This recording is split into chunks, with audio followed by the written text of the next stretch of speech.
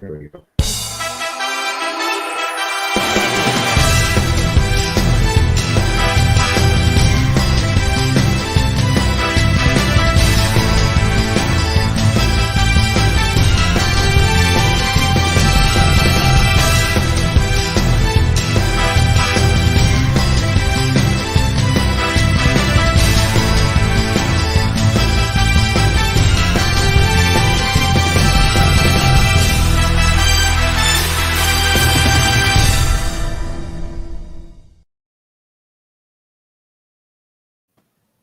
This is an eternity of basketball, and we're about to start episode 67. But before that, we'd like to tell you Eternity of Basketball is on Instagram. So follow our Instagram page, look at our photos, look at our trivia questions, and little bits of information that we've gotten from our different shows, 66 already in the past. So you can check out Instagram. And of course, we are part of the Globally Ballin Network. Go to globallyballin.com for all sorts of stuff. Articles, projects, audio and video. They're on YouTube as well. AOB is on that. And AOB, well, you can take us anywhere now because we're on YouTube. We are on Spotify and Anchor. Check out all our social media. We're connected, of course, to the Globally Ballin Network. On our page on Facebook, we have a link that connects you to all our previous episodes. Check that out. If you've missed any of them, well, it's time to catch up. Catch us on YouTube as well. Follow our YouTube channel, An Eternity of Basketball. And, of course, this is it. This is the link that you need to connect you to all of that. Linktree. Globally Ballin. Find that link at the top of all our show descriptions, and you can get to every show that we've had in the past, as well as to the shows of Globally Ballin Network, of course. So there you go. But now we're about to start. In an era where some of the best imports in the PBA played, this guy came to town and took the league by storm as he was leaping over the opponent, slamming that ball through, even breaking the basket support at one time. In one of those games, he played for Shell, he played for Pure Foods. Short stint with great taste. Hey, did you know that? We'll talk about that any minute now later on. But we have him on our show today all the way from Indiana. His name is Dexter Shouse. We're going to take you into the house of Shouse for the next hour and a half. We're going to talk about the stuff that he did, all his exploits. Hey, Dexter, on behalf of Noel Zarate and Sid Ventura, I'm Charlie Cuna, and I'm welcoming Dexter Shouse to our show. Welcome, man. Yeah, thank you. Nice being here with you guys tonight, Noel, Sid, and Charlie. Yeah, well, Dexter, we have to dive right into it. This is an eternity of basketball, so we talk about hoops right here. Obviously, you're in the hotbed of basketball in the United States, Indiana. You can't get away from basketball there. It's a basketball state. So how did you get started? Is it just because everybody around you was playing ball? Was there an influence in your life who gave you a ball and said, hey, let's do this? How'd you start dribbling that ball? Well, when I was younger, I think my best sports were baseball and football. I played a little basketball. I wasn't very good. I was talented, but not very good growing up here. So I think I was probably one of the best baseball players, football players, as a youngster growing up. And so I had to catch up with basketball. And I think when I really got serious about playing basketball, I had a brother that was All-American at a college, Peru State, Nebraska. And he was a big influence on me. All my brothers were athletic, and they participated in different sports. Another guy with Larry Bird, I think he really gave me a lot of confidence that I could play on another level. And it's numerous names. When I grew up playing in Terre Haute, Indiana. So, we have a lot of good players around here playing. So that's what I can remember, growing up and playing. But how did when you mentioned Larry Bird, Dexter, how did he influence you? Did you meet him when you were young? Were you able to talk to him, or was he just someone you would see playing there in Indiana, and then you wanted to be, you saw how he was and you wanted to be like that? Well, he played at Indiana State. That's the town I'm from, Terre Haute, Indiana. I mean, you could pick up a rock and throw it and hit campus from where I live. Okay. But there was numerous good players here.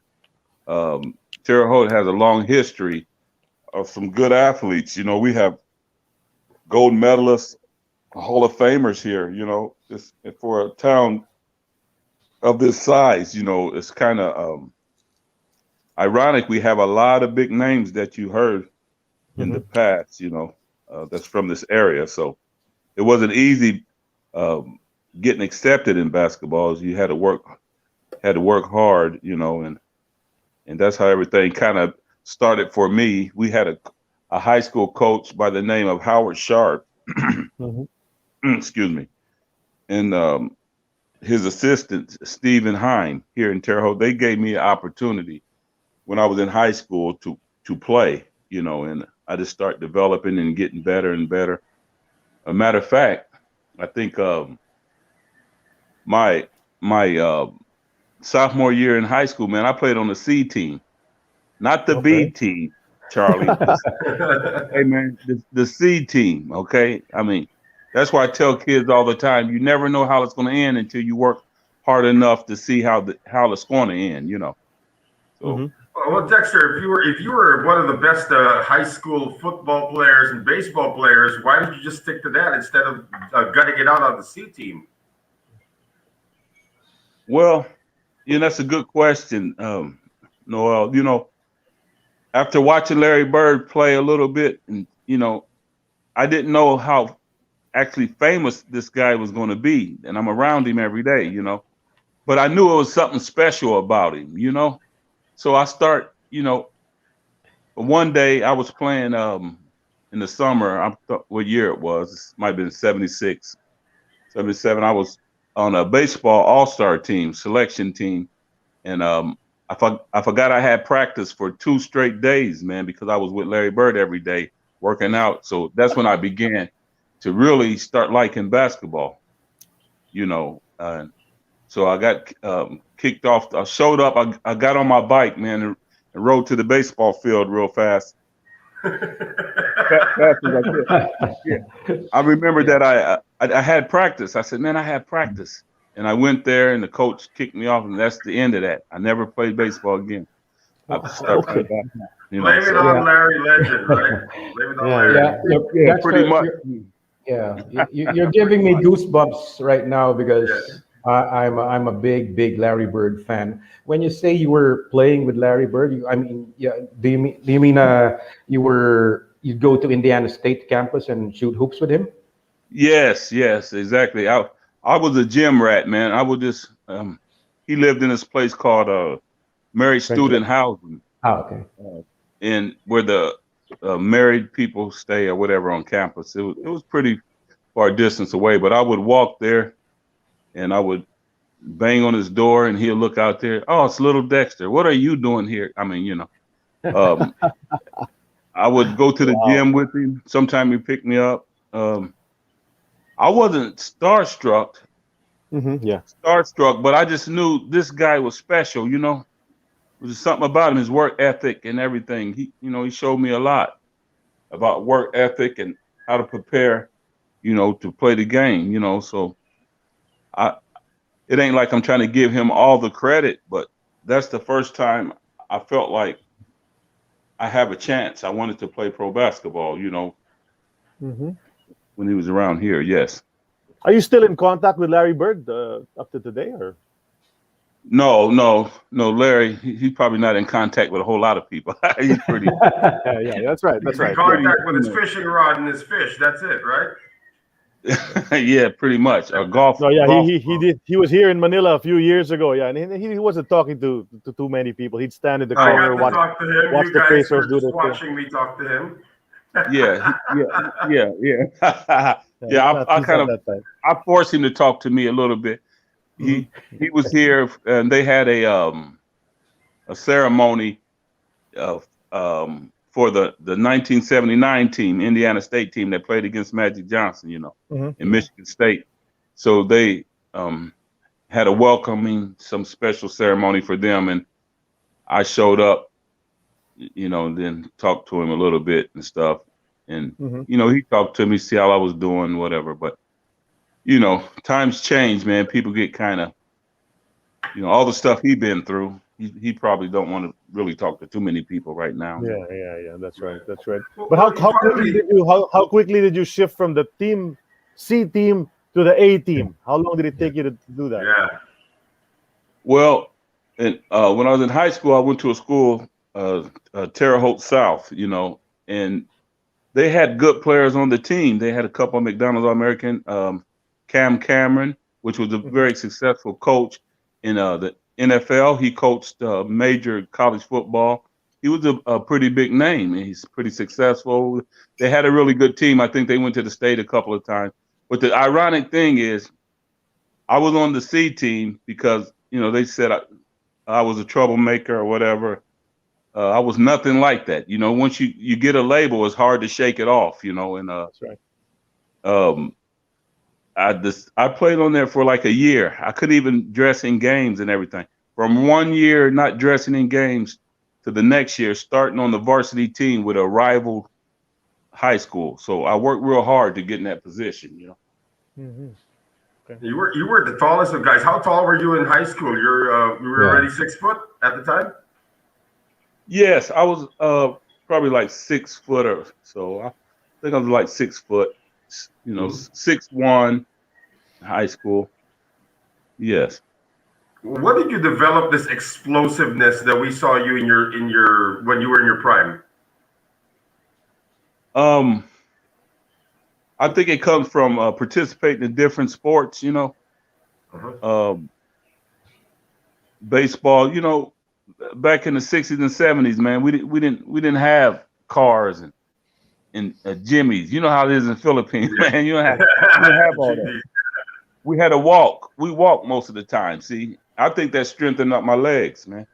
If we wanted to Mhm. go fishing, we walked. If we wanted to go swimming, we walked. If we wanted to go play basketball, we walked. You didn't have all this internet. You didn't have cell phones. You didn't have Right. Right. Nintendo Amen. and PlayStation, man. You had to deal with people, you know? Yeah. Yeah. Yeah, Yep. I think Yep. that's what the world's missing now. If we want to play a game, we play the pickup game of basketball or baseball. But most of the time, I didn't have to go find friends because my family is 13 of us in my family. I got Oh, 7 boys, 6 girls. So Whoa. we formed our own team, man. We would go play ourselves. Yeah. Didn't have to look anywhere else for that, huh? Yeah, pretty much. Yeah. Um, All right. So you were on the varsity already. Team A, you were starting for your team, and I guess the scouts came, and then they saw you, right? And then the college scouts, and then so they were trying to recruit you. How did you end up to be a Jaguar in South Alabama? Well, I know you weren't there right away, right? You went to Panola first, right? Before going to South Alabama. How did that happen? That whole college university thing. well, in high school, my coach always told me, he said, "Well, if you had the proper grades, you could go anywhere in the country you wanted to go." So I kind of caught up late, with my schooling and stuff, and it kind of forced me to go to junior college. Well, it did force me to go to junior college.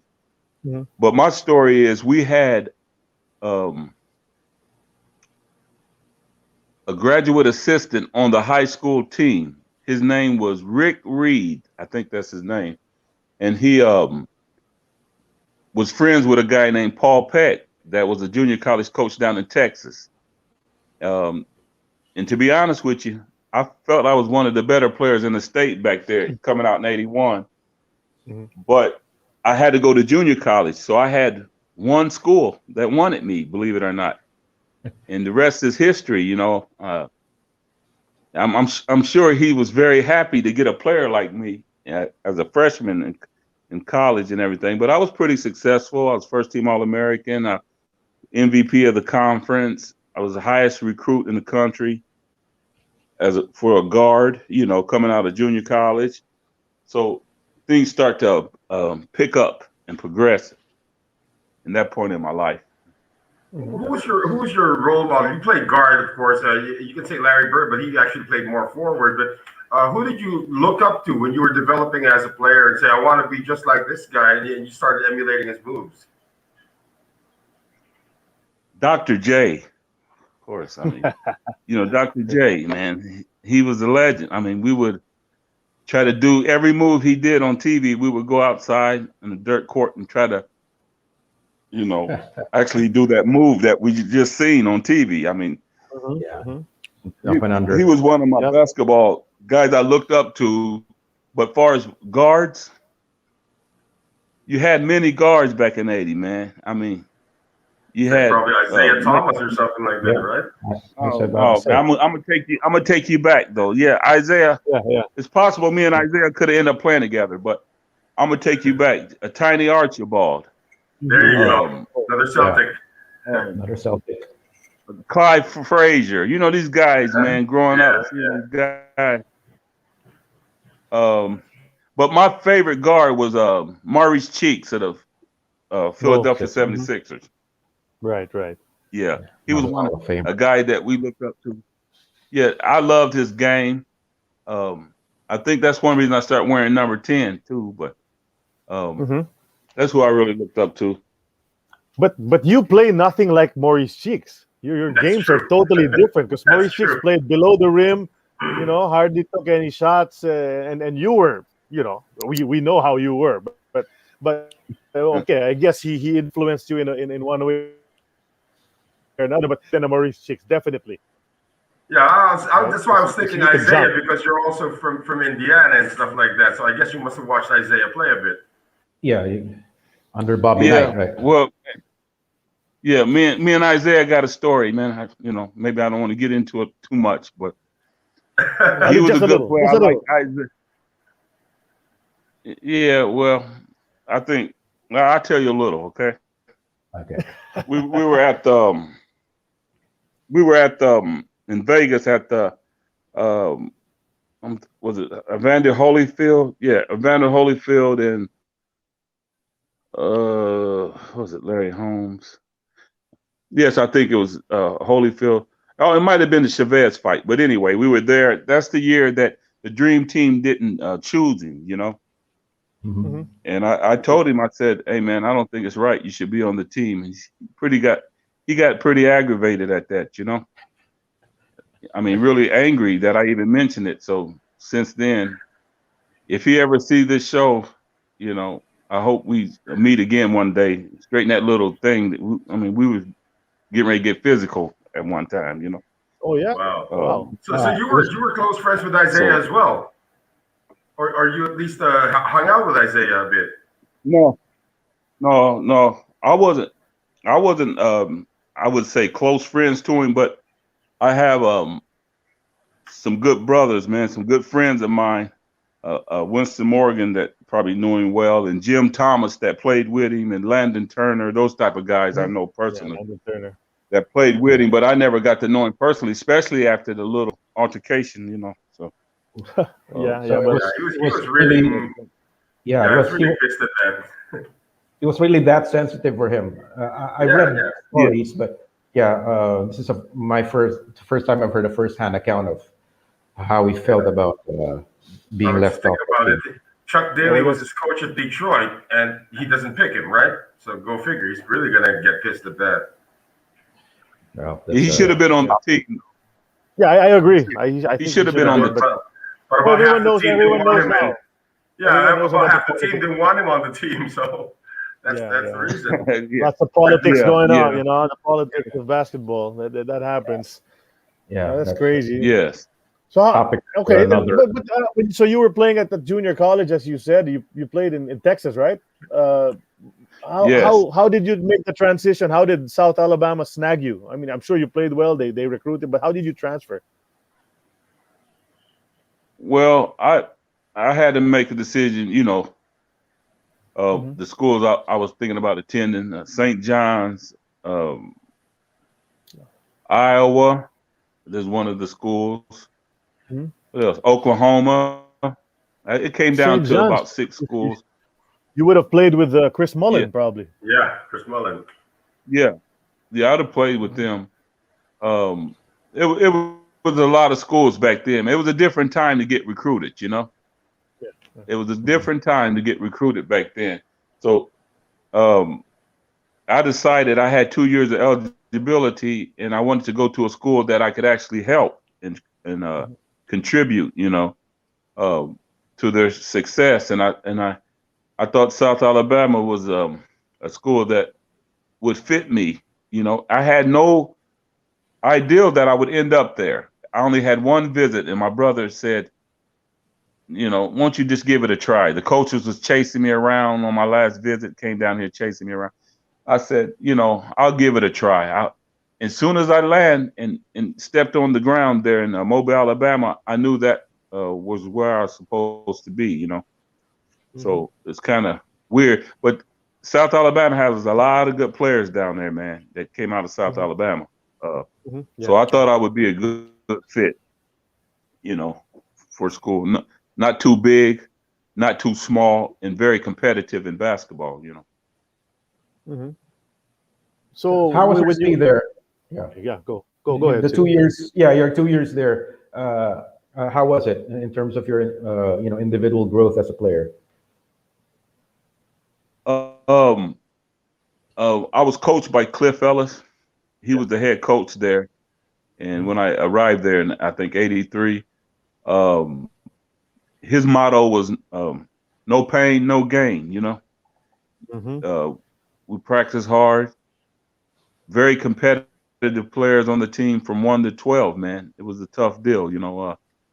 So I just worked. We had a few NBA players that played there, you know, before I got there. So they would come back and we would have pickup games and stuff. And, you know, it was nice playing with the guy that was playing in the NBA, you know, and get better. So they respected me a lot and told me I had a big future at the game. So I and then you continued to started work right hard. away in your first year in South Alabama. You were a starter immediately, right?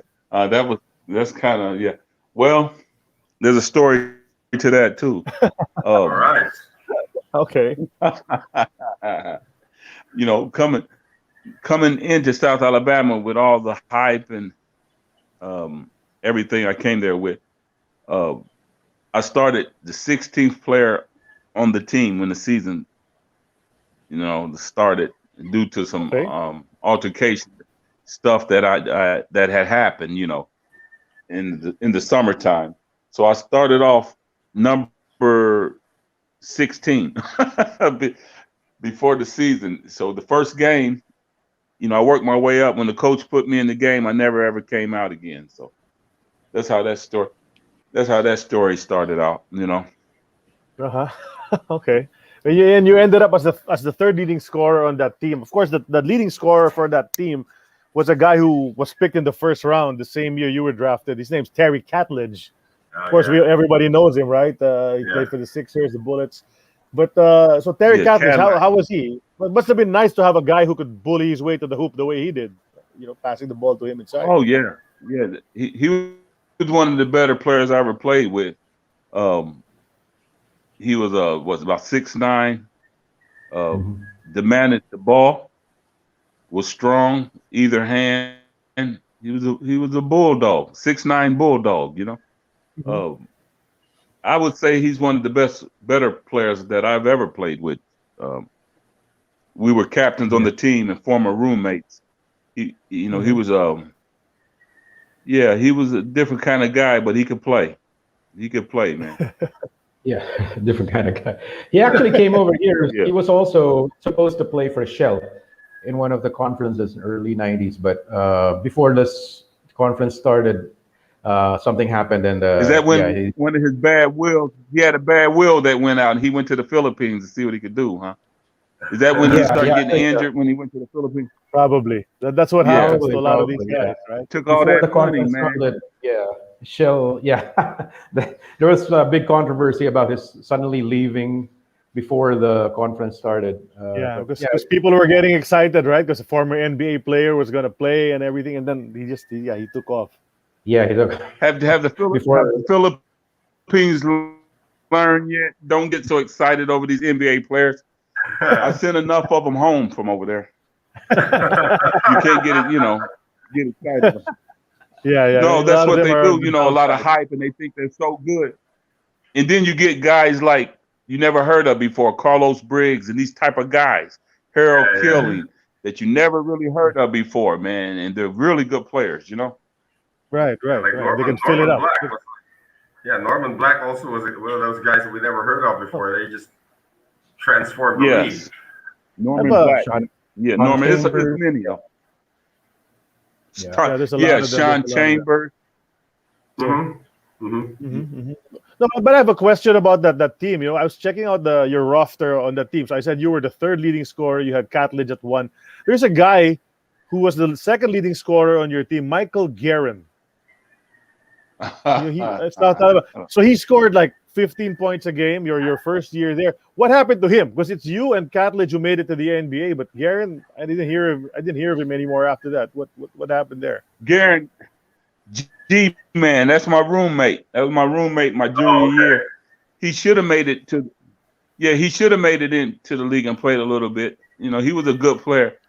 The thing about this team, you had Guerin and you had Cali, but if you go down and look at the stats, I'm the guy that really carried the team. I don't really want to pat myself on the back, but when it came down to the serious games, a lot of these guys like Guerin, he didn't do, I don't think, what he's supposed to do. But as far as longevity, he was one of the better players that I played with too, Okay. All right. I think he was with the New Jersey Nets, wasn't he, for a little? Oh, was he? Mhm. Okay. Okay. Well, yeah, talking about the NBA, you came in and you joined the 1985 draft. That was, of course, the draft that also had Len Bias in it. No, 86. Bias is 86. Bias I'm sorry, 86. 86, right. 85 was the Ewing draft. Celtics fan here. Celtics fan. Yeah, sorry. Yeah. 85 was a pretty stacked draft. What do you think how did you assess your chances heading into the draft? Well, to me, I think, and I might sound boastful, whatever. I think I was like one of the best guards coming in that draft. What happened was my coach Cliff Ellis went to Clemson my senior year, before my senior year, and I think that hurt my draft status because Sam Vincent and maybe I think of other few names was the only guards chosen before me. There wasn't that many guards chosen before me. I thought that would be my position. I felt like I was a first round draft choice, no doubt, But things happened with another coach, with the team. A lot of coaches want to change their team. My senior year, it affected my draft status. But I was still blessed, for Jerry West to see talent in me and draft me. He seen something special in me. I think he has a real good eye. Jerry West, he finds these type of players. Like Kobe Bryant and these guys. Jerry West has a very keen eye, and he liked me, and he drafted me. So that was an honor, pretty much. Did you work out for the Lakers? I signed a rookie contract with the Lakers.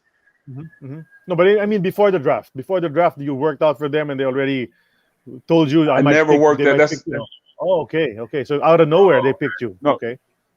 Yeah. Jerry West, he's like that. He keeps secrets, and when he see a player, he I think if I would have went to Portsmouth, if I would have had Coach Cliff Ellis there with me, I would have had those opportunities to really show my skills, to other coaches and stuff. But I didn't go to Portsmouth, and I think Jerry West was happy I didn't go to Portsmouth. He wanted me, so. I need to ask a question, guys. I need to ask because someone posted on the comments here on Facebook. There was a guy who played for South Alabama, 1979. His name's Dennis Still. Did you ever meet him, Dennis Still? Because he played for the Philippine national team. He played for the Philippines. Huh? Yeah, Dennis Still, man. Did he break any rims in the Philippines? I know Dennis. I know he probably broke a few noses with his elbows and everything. I don't know about any rims, but yeah, we had him on the show too earlier. About a couple of months ago. Yeah, because he played for the Philippines. He was a naturalized Filipino. He played for the Philippine national team. Wow. Yeah, he did for many years. Oh, you didn't know that? All right. Okay. Yeah, for 80. Yeah, I'm vaguely kind of remembering that something with the Philippines, but I played with Dennis down in South America. He was playing with another team. I think some team in Uruguay or something. I ran into him, and he's the funniest guy in the world. Hey, Dennis, if you're watching right now, man, you should be a comedian. He's that funny. He keep me laughing, man, all I the will time. let him know that you were the guest today. If he's not watching it, I'm going to let him know, and I'm sending him the link and everything, and tell him we talked about him for it. It's actually 10 episodes ago. It's on episode 57. Yeah. It was 10 episodes, 10 weeks ago. We talked to him. Yeah. Okay, South Alabama. Huh? Those are the South Alabama guys. So we got two South Alabama guys being on our show, but now we're talking about the Lakers, the 1985 Lakers. Noel, just to let you know, 1985. In that draft in '85, there were several PBA imports who came from that draft. I'll just go through the names. Dwayne McClain was a second round pick. Dwayne McClain from Villanova.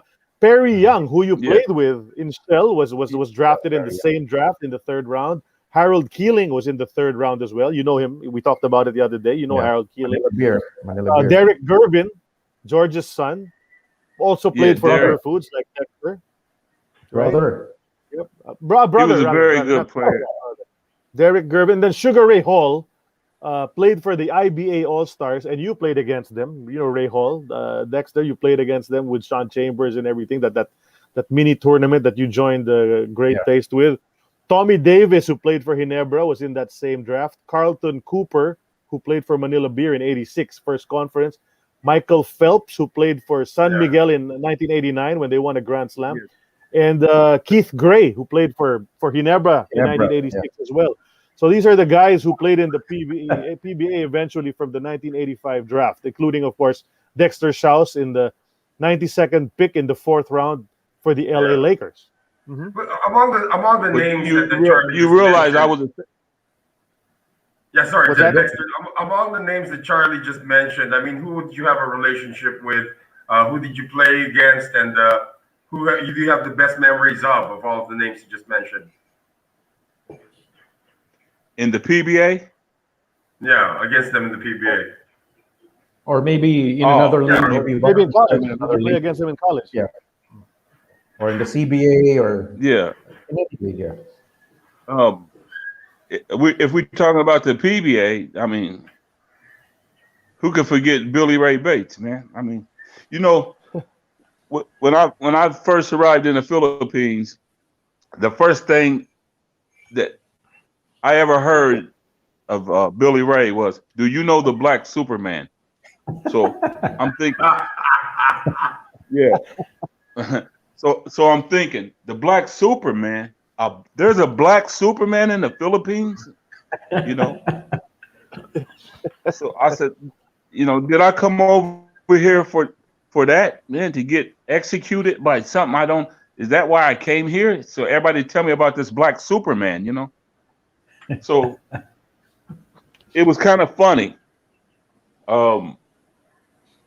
If I can talk about Billy for just a second. Yeah, go right ahead. Billy Ray Bates, I think, I said, this Black Superman, the Philippines is a place that I felt like if you didn't win, you have to go home. If you lose, bye-bye. You're on the next plane going back to the United States, That's how I felt about the Philippines. A lot of pressure, all the time. But when I played against Billy Ray, I remember saying he was playing with Ginebra, with Sonny Jaworski and all these guys.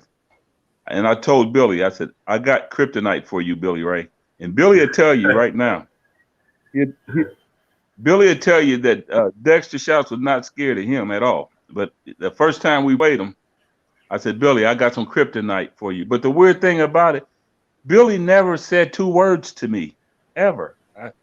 It was strange, I remember the night before we was going to play them, I seen him coming out of a nightclub. He was coming out of a nightclub. And everybody's thinking, well, Billy got a big game against Shell tomorrow.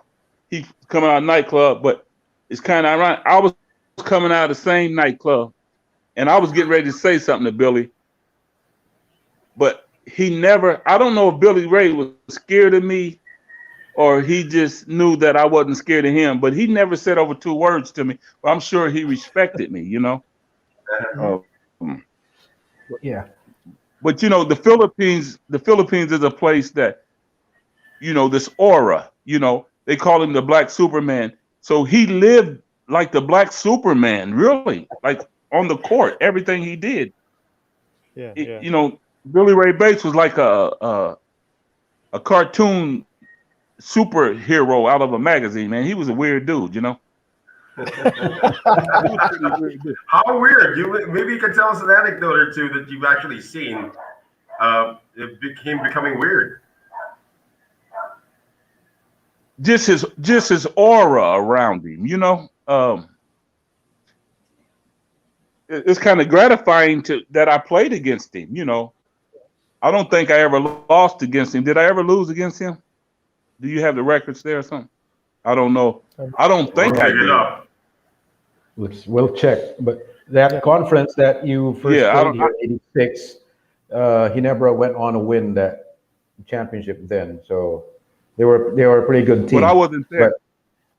But I didn't play against him. I left. See, I didn't get to play against him in the playoffs. No. Mm-hmm. Yeah, you didn't get. I don't think you faced each other in the semis because Shell wasn't able to make it to the semis in '86. Then Ginebra was able to make it all the way to the finals. But he was a different character, and he had a good partner too because he had Michael Hackett with him, and Hackett carried some of those games. Yeah. He had the bucket with him. He had the bucket playing with him. Yeah, you know? the mighty bucket. But what? So you didn't know Billy Ray Bates before you came to the Philippines? You didn't know of him, or you had heard of him already?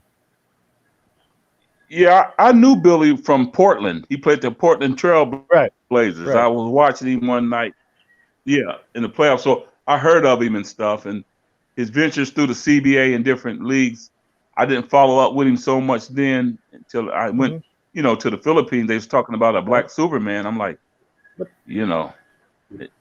was kind of weird. We're talking about how weird he is, how his aura was as Superman. But how good was he as a player, in your opinion? Well, very good player. I think he was.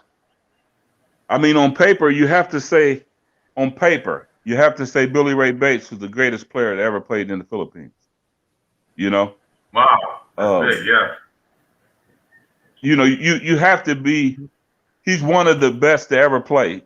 I would pick him number one, just with his aura. When I say weird, I don't mean like a bad weird or anything. He was just hard to figure out, you know? Right. Yeah, when I played against him, it's kind of like how Sonny Liston felt against Muhammad Ali. He thought Muhammad Ali was crazy, and he was scared of crazy. So I think Billy, he had that same. I think he had that same thing about me. Comparison. Yeah. Yeah, I think he felt that way about me. Like I told him, he looked at me like I was crazy. I said, "I got kryptonite for you tonight, Billy." And I know you say Billy talk a lot of stuff, you know, but Billy never talk that crap to me. I heard Norman Black talking about it. Billy, he know better than talk crazy to me. He didn't talk that stuff to me, you know. Yeah. I was about to bring that up. Go ahead, Sid. Go ahead. Yeah, when Norman Black guested on our show, he had that story about Billy Ray Bates, and they were together, all of the imports, and Billy was going at them one at a time. I'm gonna dunk on you. I'm gonna score 50 on you. He was that confident, but then he never said a word to you. None of that for you, Dexter. No, he wouldn't say that to me. Trust me. Me and Billy Ray, we met at the rim a couple of times. You know, but as far as the imports, you have to.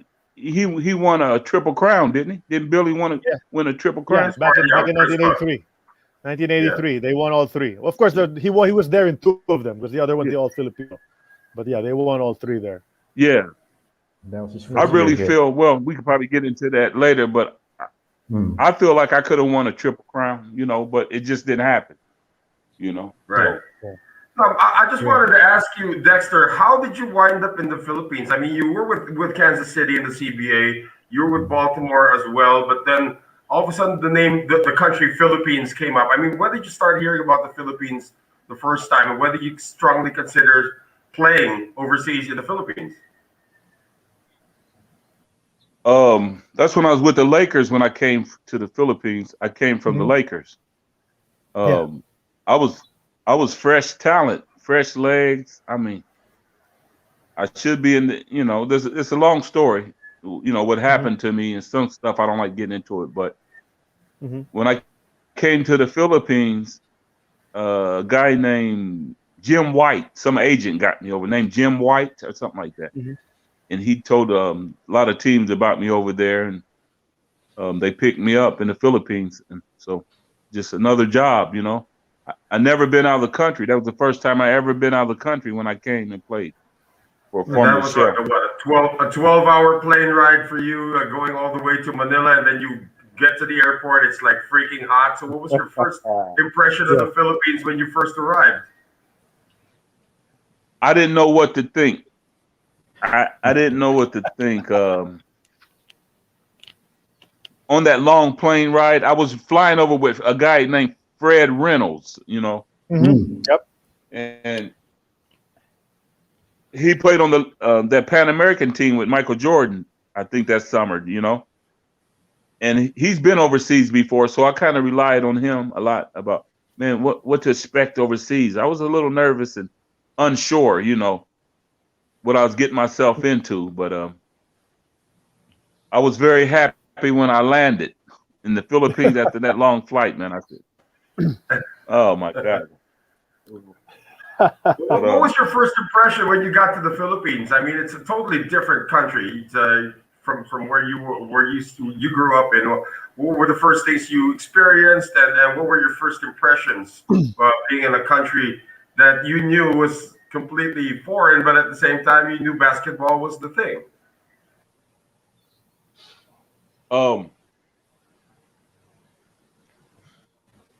My first impression pretty much was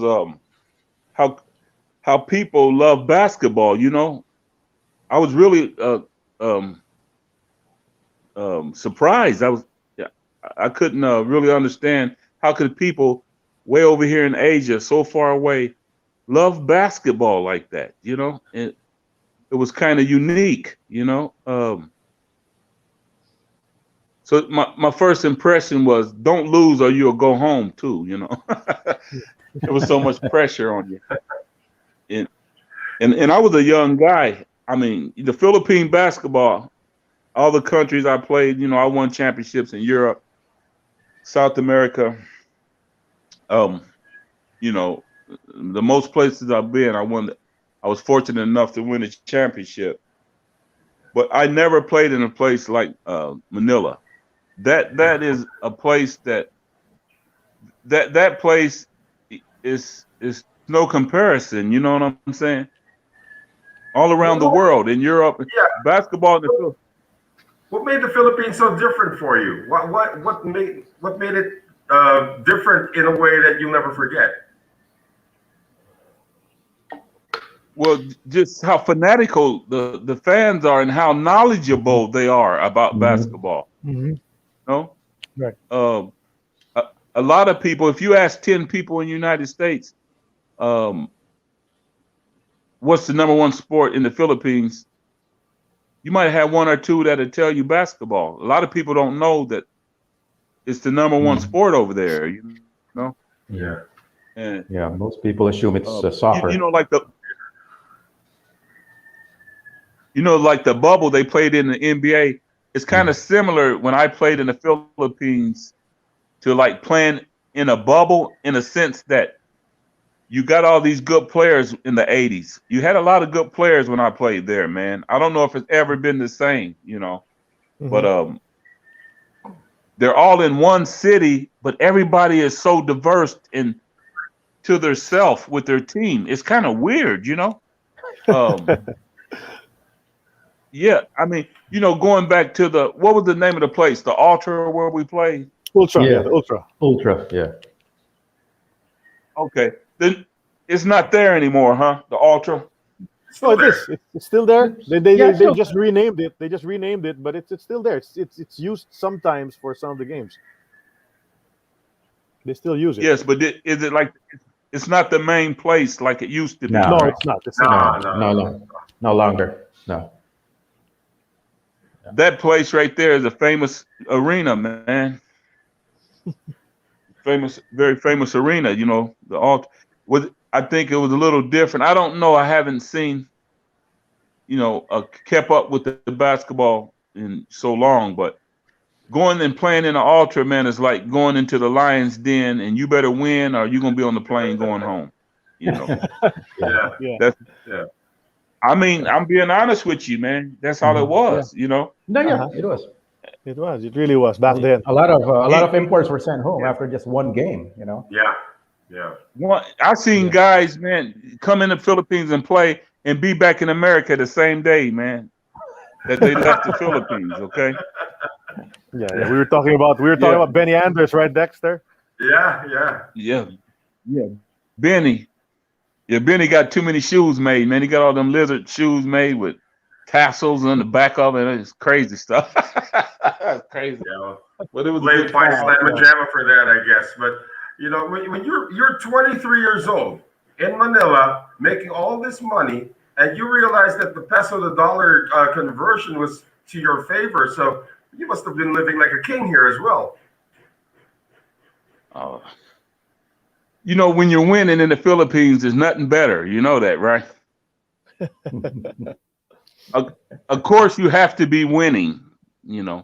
Nobody likes a loser there, but it was pretty good. You know, um, I had many sponsors. It's a pretty good life. Yeah, yeah. Yeah. But you had Yeah. coach. Your first coach was Coach Ed Ocampo. Mhm. Were you aware of how big Ed Ocampo was as far as the sport of basketball and football here in the Philippines? Because Ed Ocampo played in the Olympics, and he played for the national team in football as well. Were you aware, or eventually you learned about it? And what were your impressions about Coach Ed? Yeah, I learned more about it when I met him. Mhm. May he rest in peace. Mhm.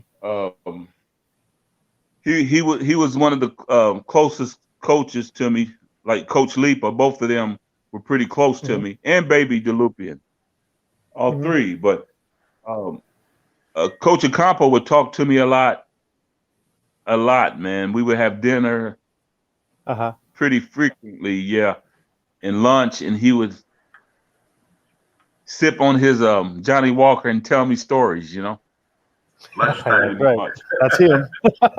That's him. and smoke What his was your impression cigarettes, of? and I listen. Yeah, that's right. That's right. Yeah, that. That's That him. was really that's the image everyone remembers from Coach Ed towards the end of his career was the cigarettes and yeah. Okay. All right. And then Who was wait. Yeah. your? So yeah. Who? Sid, you have something? Mhm. No, I just wanted to ask about your impression of your teammates and Shell when you first practiced with them. That's an interesting question, man. When I first started practicing with these guys, I was thinking, well, we don't have a lot of size. This is the first thing I thought. And Right. but I remember these guys when you start playing. This guy, Philip Cesar. Mm-hmm. Oh yeah. Yeah. Oh yeah. Yep. That's right. You had like Philip Cesar and Bernie Fabiosa, Yeah. Mm-hmm. and who else we had? What did we have? Ray Lassero on that team. Mhm. Yeah. Ray Lassero was there. Mm-hmm. Um, Yeah. One of your and teammates is watching right now, B-Boy Rabanes. What? Bogs Adornado. Yeah. Bugs. Yeah, he was one of the good guys, man. Yeah, he was a good guy. Bugs. Is he? If he's still in the Philippines, I know you guys probably talked to him a lot, but that was my first team, Yeah. Yeah. and that was and Sonny Cabato was on that team too. Yeah. Yeah. That's right. Big Sonny. Big Sonny. He You was a also young had a center. teammate. You also had a young teammate, probably on the second year, by the name of Leo Austria. Remember that guy? I liked him a lot. Yes. Yeah. Yeah, Leo. But you, Leo, he was a guard. He was a guard. yeah. He could shoot. He could handle the ball really nice. Yes, Yeah. yes. Well, you If probably know Leo's that watching the show, he's probably one of the best. He's one of the most. He's one of the winningest coaches in the PBA right now. wow. Yeah, he's been winning championships every year, past 5 years. Yeah, that's right. So that's his Yeah, thing. but And that guy, he had a real knack for the game. He was very sound. I remember him very well. He could handle the ball. He never make a lot of expression, and you know, And he had that he was a weird good jump ball shot. player. He had that weird jump shot. Yeah, So yeah. I would hold my impressed breath you? when he shoot it. Who impressed you? You said Boggs Adornado was a pretty good player. Who else? Who are the guys that you were impressed with right away and said these are the guys who are going to help me win for this team? For all teams I played with in the Philippines. No, the first team, like probably Philip Cesar, right? Bernie, Fabiosa, those are the guys. Ray Lazaro, the ones you mentioned, I'm sure. That's why you remember them, right? Bug, I could depend on Bernie, Bugs, and Philip Cesar. I could depend on them guys. You know, they were veterans. You know, Yep. You know, it's kind of funny though, Charlie, that that I played with the veteran guys when I first went over there. You know, with Fred Reynolds and all these guys. But my second year, when I played with Pure Foods, there was younger players. You know, you had guys like Jojo Lastimosa, and you had guys like Alvin Patrimonio. Alvin Petromonio, and Cordillera. what's the little guard name? Dindo Dino. Pumarin. Dindo Pumarin. Yeah, those guys were good players, man. Yeah. They were young and they were coached by Joe Lipa. You know, so I kind of put a lot of pressure on those guys to play. You know. Right. But you know, just to let you know, Dexter, one of your former teammates or adversaries is watching right now. B-Boy Ravanes. Does that ring a bell to you? B-Boy Ravanes is watching right now. He's your teammate at Shell. Yeah, he Hey, was. B-Boy, how you doing, man? If you're watching this. Yeah, no, actually, there's two of them. There's two of them watching, B-Boy Ravanes and Aldo Perez. If you remember Aldo Perez. Aldo Perez. Yeah, Perez. I remember him very well. He's watching too. Yeah, he's always here watching the show. And so Aldo and B-Boy are tuned in right now.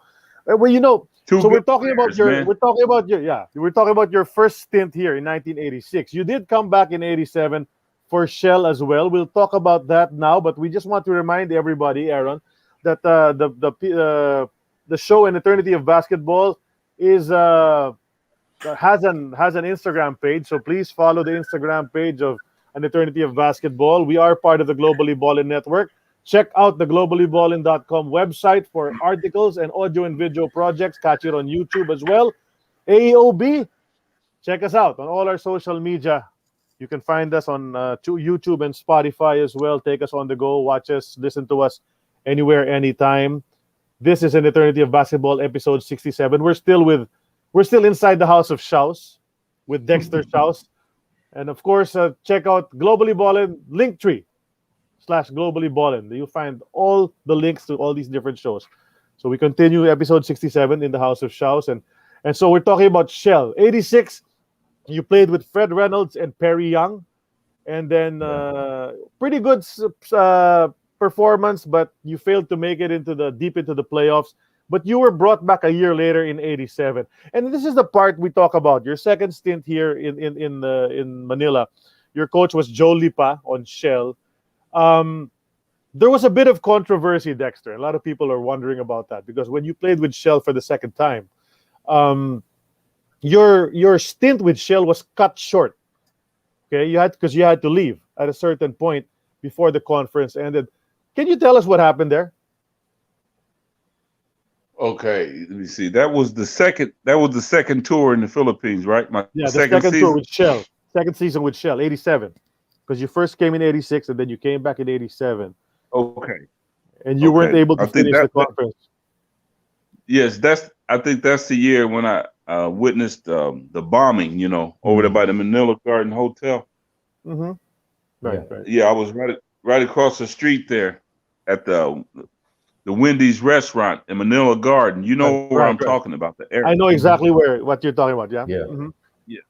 And it shook me up, Charlie. It shook me up so bad. I wasn't used to that. I wasn't ready for what happened that day. You know, the explosion went off, and it took me, man, 5 years to get over it. To get over the bomb. You know, I would live it and wake up in cold sweats. I respect all our armed forces people, man. I just wonder how they could deal with that every day. I never experienced it, you know, and it shook me up so bad, man, that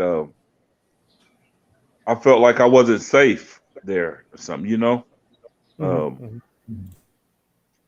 You know, I apologize to anybody that I hurt, my fans or anything, but it was just something personal that I was going through, you know. But when I got back to the States and everything, I tell you how it affected me, man. I was with my girlfriend, and we went out to the movie when I got back to the States to see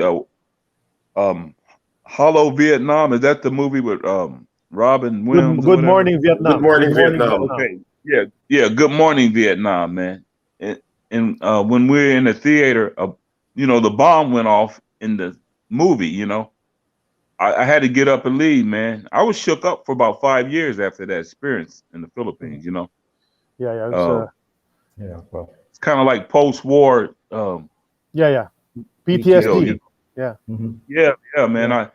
I eventually got over it, you know, but I got an opportunity to get back there and stuff.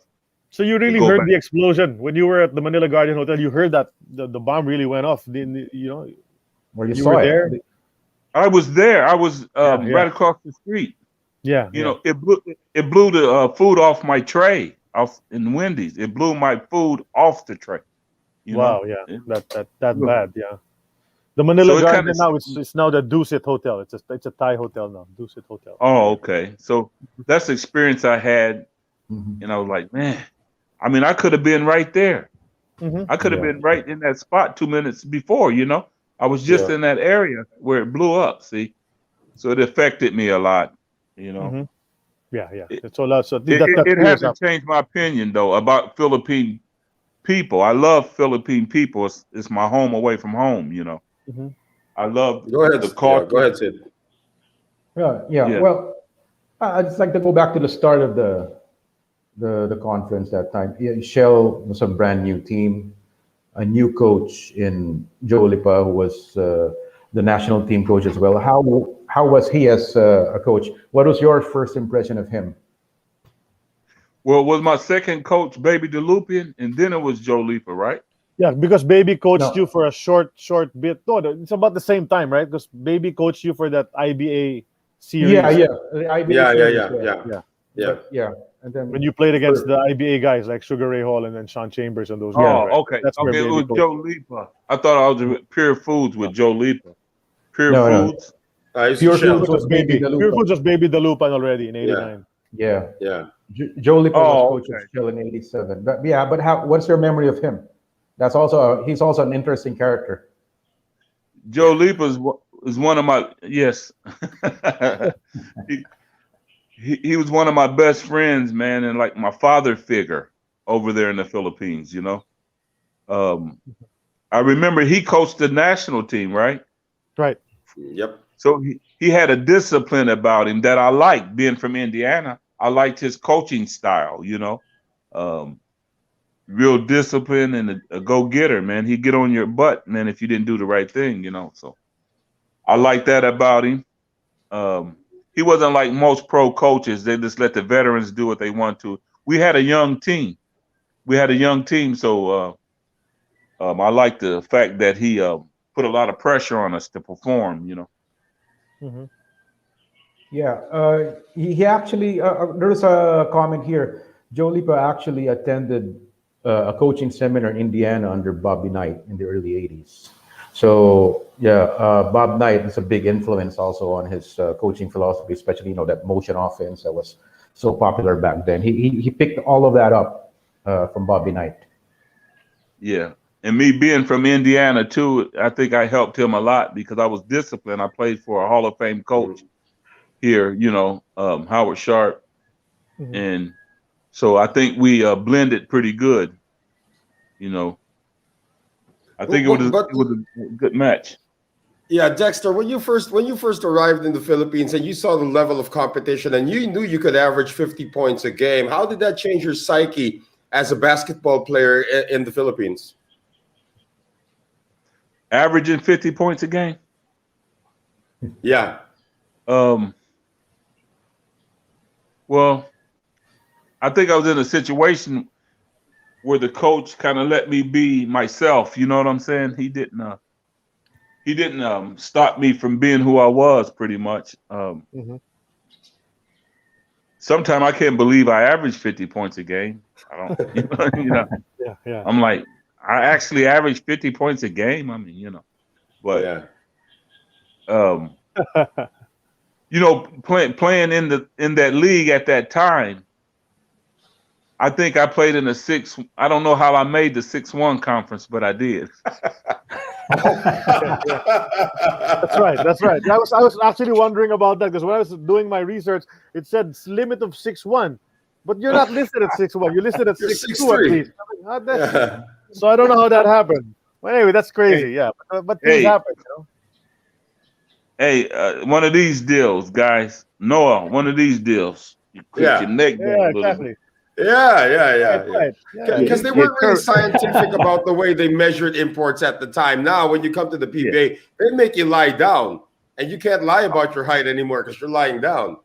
Back in the day, you could do pretty much what you want. They measure you lying down, so there's no way to get away from it. Yeah, I had to play. Charlie, I had to play turtleneck, man. That's right. They actually sent an import home here because he measured like 1/16 of an inch above the limit. Yeah. Are you serious? Yeah, because it's scientific now. You can't cheat anymore. Yeah. Back in your day, you could pretty much do anything, right? Hey, your man Bernie Fabiosa's watching. 6'1". Dexter, Bernie Fabiosa's watching now. He just tuned in. All right, Bernie Fabiosa, huh? That's my boy, man. Yeah. I wish you could show some flicks of him throwing me some alley-oops, man. Yeah. Well, what was your impression of these? You're with the veterans, as you said. You had Boggs Adornado, Philip Cesar, Bernie Fabiosa. I mean, they had been with the league from the start. What were your impression about the veterans in the PBA when you first showed up?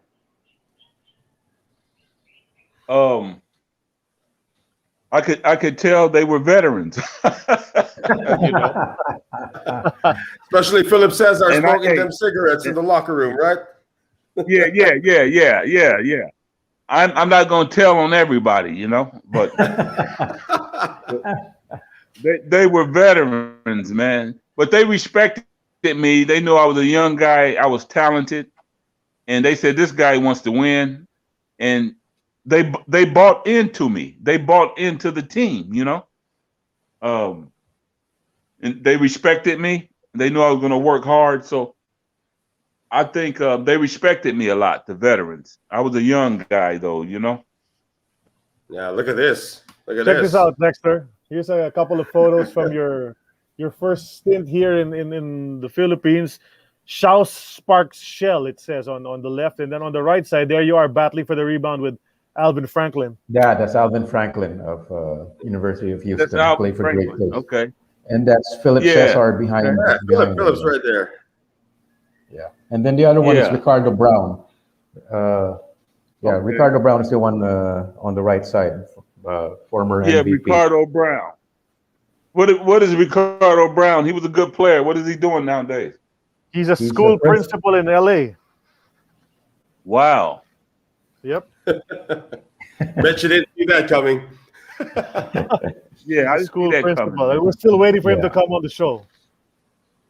Wow, ain't that something, man? That brings back some memories. Those two pictures. Philip Cesar's been on the show already. Yeah, but Alvin Franklin, yeah, he was one of those University of Houston guys, very highly touted because he came from that big program, but he didn't shine the way you guys did, from the smaller programs. As you said, you never know who's going to shine here in the Philippines. You could come from an obscure school. I think Alvin Franklin in this game, Dexter limited you to 48 points. Yeah. Alvin Franklin came a little late. He was a replacement. For Eric Turner.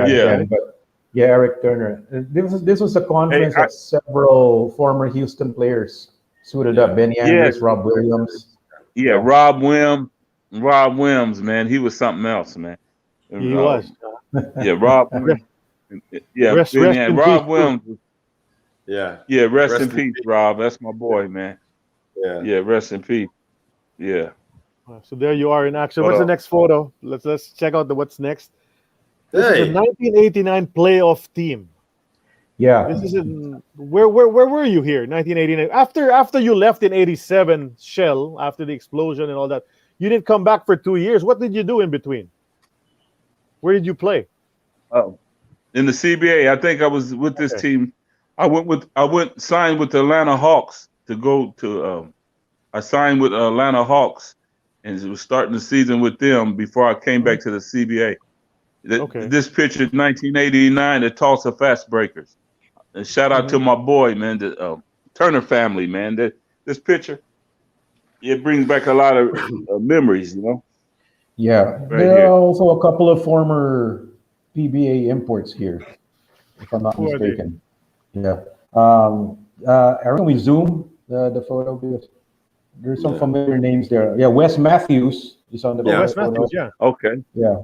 And then the Wild Wild West. The Wild Wild West, that's right. And then Joe Ward. Jumping Joe Ward. Jumping Joe Ward. Exactly. He got into a big fight here in Manila when he was here. You know why? He fought with Philip Cesar. Yeah. Oh, no. He fought with Philip Cesar. Yeah. Big brawl, probably the biggest brawl they ever had here in PBA history. It spilled into the stands, actually. We even had a clip of that when Philip was on the show. Yeah. And then one of your centers here is Michael Graham. That's the guy from Georgetown, right? Michael Graham. Yeah, Michael Madman Graham. Yeah. Yeah. And your coach here was Henry Bibby, if I'm not mistaken. Yeah, Henry Bibby. He was known to have a whole lot of thug basketball players. Henry Bibby. Yeah, he's a Sixer guy too. The dad of course, Mike. Bibby, right? Yeah. How can you tell us shortly? Tell us about your experiences in the CBA, because there's a lot of crazy stories about the CBA. How was it for you? Did you get your paychecks on time? Did you travel by bus? Was it by plane? How was it? Playing in the CBA, man, you had to have armadillo skin. You know what an armadillo is? Yeah. If you didn't have that type of skin back in the CBA, man, you couldn't survive. It was a tough league. We didn't have many NBA teams like they do now. See, if that was the case back then when I was playing, man, guys like me and guys like Michael Young and all these guys that you name would be in the NBA for a long time. See, they got more teams and bigger rosters nowadays. See, so. Playing in the CBA. I think we played 11 games in 13 days before in the CBA, man. Wow, 11 games in 13 days. That's crazy. I need to read this. There's a comment right now, Dexter. I need to read this because it says, Dexter, one of our fans, Ian Alvarado, said, "You used to rap. I'm Dexter Shouse, the deadly D. Watch out for my 360. Oh, that's nice. You remember that? Yeah, but tell him he's not going to get me to rap. Not tonight, man. Dexter Shouse, I'm the too old. D. All right. Yeah. The other thing that strikes me from this photo, there are only 10 players per team in the CBA, right? Yeah. There are only 10 of you here. And you had to play 11 games in 13 days. And there was just 10 of you. Well, not with that particular team. When I played with Henry Bibby in Baltimore, in Baltimore. I played for Henry Bibby, the Baltimore Lightning.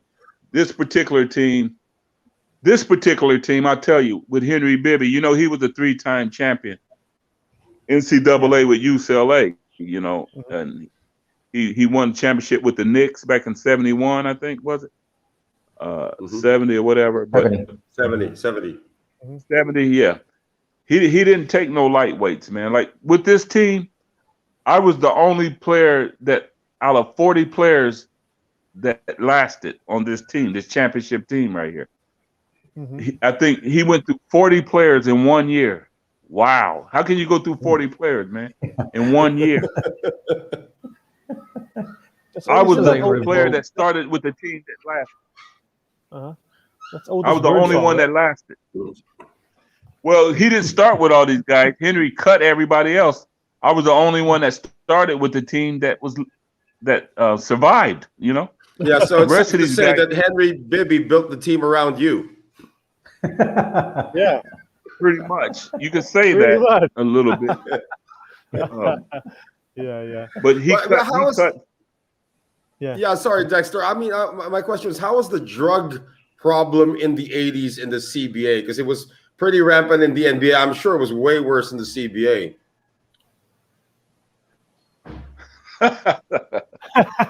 Oh.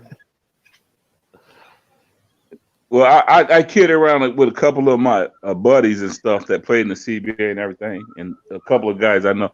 I tell them, I said, the CBA, you know, it normally stands for Continental Basketball Association. I told them, back then it's probably Crack Basketball Association, man. There's so many people, you know. Yeah, there were so many people. Yeah, it was pretty bad, man. It was pretty bad. You know, that's just the way it was back then. You know what I'm saying?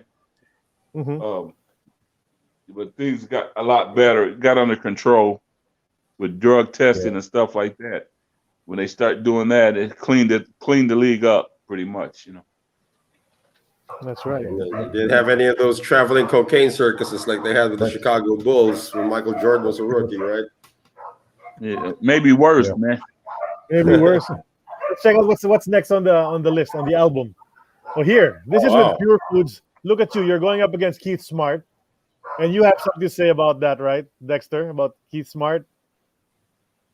Well, you guys, I think the Philippine people sent Keith Smart home when they tried to put him against me. You know, it was either him or me. And it wasn't going to be me. It was going to have to be him, you know. Yeah. That's the way I looked at it. And he's a good player, man, but the game was so hyped, you know. It was so hyped up that one of us is going to have to go home, and it wasn't going to be me. Yeah, but he did get exposed here in the Philippines because, you know, we all know that the imports have to do everything. And Keith Smart's skill set wasn't a do everything kind of import. He was like a jump shooter kind of guy, so he couldn't take over at all. So they had to send him home after a couple of games. But there was a lot of hype, player. About Keith Smart coming over because, you know, he was he won a championship for Indiana in '87, and the fans here were really looking forward to seeing him play. But you know, he didn't last. He ran up against Dexter Shouse in the House of Shouse, right? That's the problem. Yeah, that's the problem.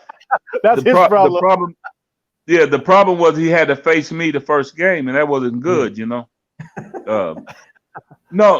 Seriously. It's true. Yeah, I remember you guys blew out San Miguel in that game. You won by I think 20 plus points. Well, thanks to Coach Lipa. Coach Lipa was telling me how people were saying how he's gonna beat me and how good he is. And I said, "Are you serious, Coach?" Charlie, like I told you, it was like the fight before Tyson and Michael Spinks, man. You know how mad Tyson was. Yeah, it kind of reminds me of that time. I'm like, I was so upset that they think this guy was going to beat me, and I'm like, I should be in the NBA, man. I should, you know. But he was a good player. But that was a really strong team you were on in Pure Foods. Unlike, you were talking about it earlier. You had a bunch of veterans with you in Shell, Cesar, Fabiosa, Lazaro, those guys, Adornado. You come to Pure Foods, suddenly you're the veteran because a lot of the guys are younger than you are, and then they're up and coming. So, it must have been a great run for you to see these guys so athletic. Jojo Laftimosa dunking left and right and flying so high and all of that. And you had a nice run in that conference as well. You were winning most of your games till the semis, but then you had to go as well. What happened there? That's when Philadelphia signed me. They called me in to sign me. A lot of people said, well, Dexter, you signed a 10-day contract. I never signed a 10-day contract. Mm-hmm. All the contracts I ever signed was year contracts. Uh-huh. So they signed me for a year. It might be my last chance to get in the NBA, man. I mean, I'm supposed to be in the NBA. So I had to go entertain that, And it was the saddest feeling in the world to leave the Philippines again. I felt so bad, man. Because I loved being in the Philippines. I never played in a playoff in the Philippines. Yeah, that's right. That's right. Because the game that you missed when you left the Pure That was Foods, the playoff game. That was the playoff game against Añejo, against Jaworski's squad, to make the finals. That was to make the finals. So you didn't get to play that game. But I'm pretty sure that team would have won the championship. Mm-hmm. Yeah, I'm pretty sure of it. That's what Dean Dopomarin said a couple of weeks ago. Guys, I just want you to know we got a bunch of players, former PBA players watching right now. We have Ricardo Brown watching. We have Alan Kaidik watching. We have Jimmy Manansala also on. One of our coaches, Koy Banal, is also on. So they're all interested to hear Dexter's story. So you got a bunch of fans here, Dexter. Yeah, I know the players that you named, Ricardo Brown and a couple of those guys you named.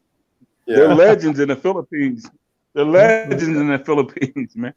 Yeah. They're all watching you right now. So you're the legend right now. Take us back to Pure Foods. I mean, you had a young team. You had guys, we mentioned them, Dinto Pumaren, Alvin Patrimonio, Jerry Codinera, Jojo Lastimosa, Nelson Asaitono. I don't know if you have memories of the guy they called the Bull, Nelson Asaitono over in that team. Yeah. Yeah, of course I remember Nelson, man. He was talented, man. Uh-huh. Nelson, he was kind of not shy. He wouldn't talk so much, right? Is that and he wouldn't. He just played hard, man. Exactly. That was it. Yeah, that's him. Yeah. They call him the Bull actually after that. Yeah, he went on to have a very good career. Yeah, he never said a lot to me. He never said a whole lot to me because I don't think he spoke English that well, right? That's right.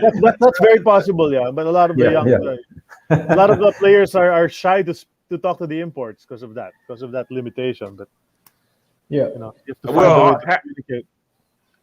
Well, 90% of the players I played with was pretty much scared to talk to me most of the time, anyway, because you're a scary dude. I mean. No, I wanted to win the game, and they knew that. So we are talking to have fun when it's necessary, but when it's business, they knew I was pretty serious, Yeah, one of the fans, when we posted that you're going to be the next guest, he immediately posted the guy with the perpetual scowl. Mm-hmm. You had a game face. You're like Bernard King, when it was game time, you have this this face, and that means it's all business. True. Right? I mean, you had to be all business. There's only one time that I looked up in the crowd, maybe once or twice, that I really kind of looked in a crowd before in the Philippines. I really try to, stay with visors on and stay focused because you look at the fans that didn't like your team, man. Mm-hmm. They were kind of like Trump followers, man. They didn't like you at all. Man, they called me so many names and, got fans of Enebra or something like that. I mean, it was serious business. Yeah. They didn't truly. They didn't like you. They did not like you. Period. So but when it came to fun time, Yeah, when it came to fun time, Dexter, where did you hang out when you were in Manila? What were your favorite hangout places when you were here?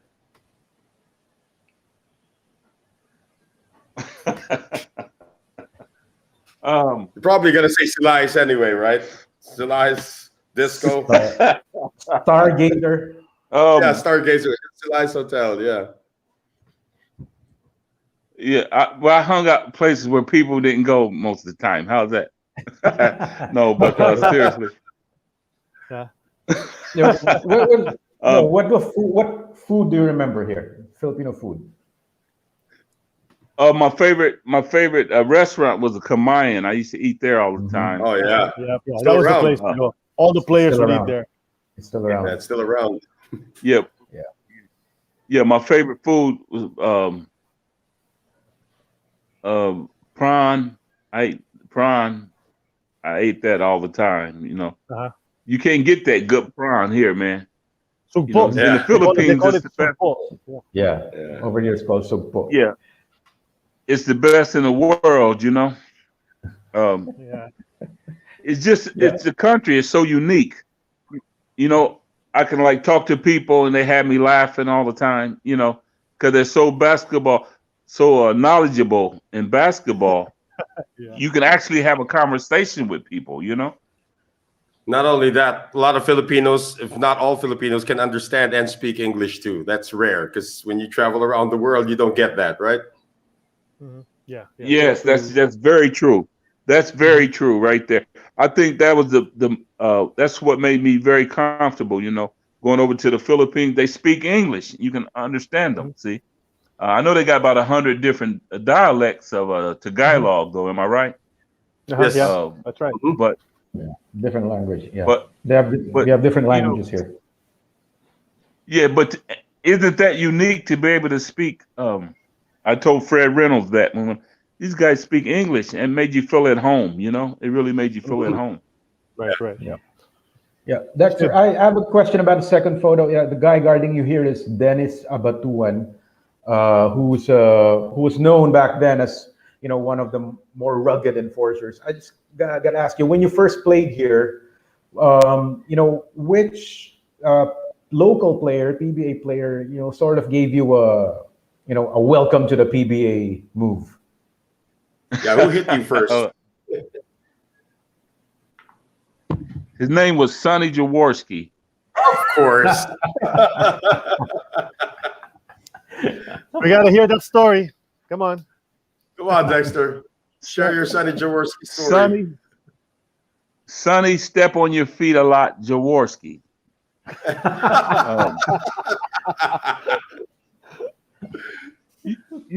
I didn't know Sonny Jaworski. He was sort of like Billy Ray Bates to me, kind of strange, I never could understand him. As you know, me and him got into a couple altercations, I think, while we were playing, but he outside of that, we were just trying to be competitive. He's probably a great guy, Yeah, but back then, I didn't think so. I didn't think so back then. He was a great guy. He was a very physical player, and then he liked to intimidate some of the imports. He probably gave you a couple of karate chops too when you were handling the ball, right? Oh, definitely, man. You had to be tough in the Philippines, man. If you ain't tough, you couldn't play in the Philippines. If you wasn't a very tough player and could deal with that, the little extra elbow shots and the little stepping on the feet, and they got a lot of tricks over there, man, that I didn't know that they had in basketball.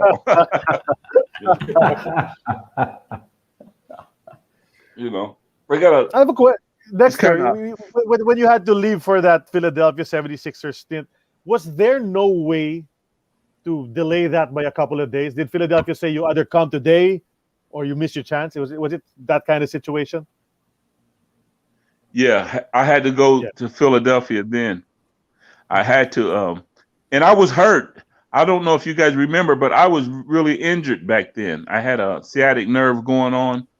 And so when I came for the Philippines, they had to give me a physical. They end up signing me anyway because I flew so far to go there.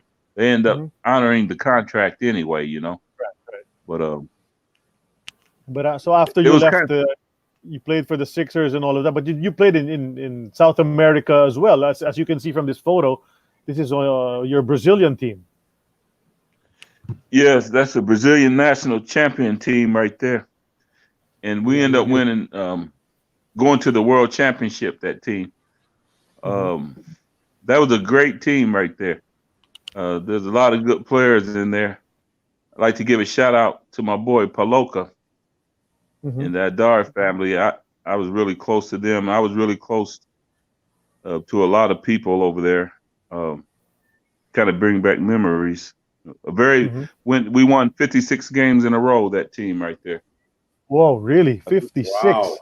Wow. That's great. That's a crazy streak. Yeah, and I see, let me see, Chewy, John Jones, Joe Swell, all those guys should have played in the NBA. See, they wasn't going to the NBA that much back then. That's right. It was a great team, all-star. You're number 10. Maurice Cheeks. Yeah, from Maurice Cheeks. Maurice Cheeks. Yes. What's that? Yeah. Let's see the next photo, though. Yeah, let's just go through these photos and then let's see what. Yeah, here's the championship. Yeah. You said that's CBA.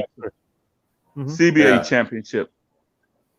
That was the CBA Championship when I played with Henry Bibby, Tulsa Fast Breakers. That was a really good team that I played on. Look at you. You're lean. You look lean and mean. I didn't recognize you here. What year was this? This was 1980, 1990 something? Yeah, 89.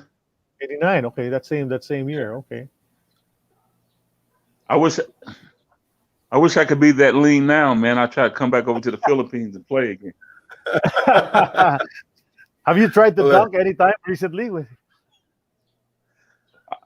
I think I could dunk, but you would have to pay me. Because I think I would break my knees off, but I think I could, I just never tried. Right. Oh, what's next? What's next on the album? Here's the Sixers. Yeah, the Sixers. There's you and Ron Anderson. Yeah, my boy Ron Anderson. He played at Fresno State, I think. That's right. Yeah, State.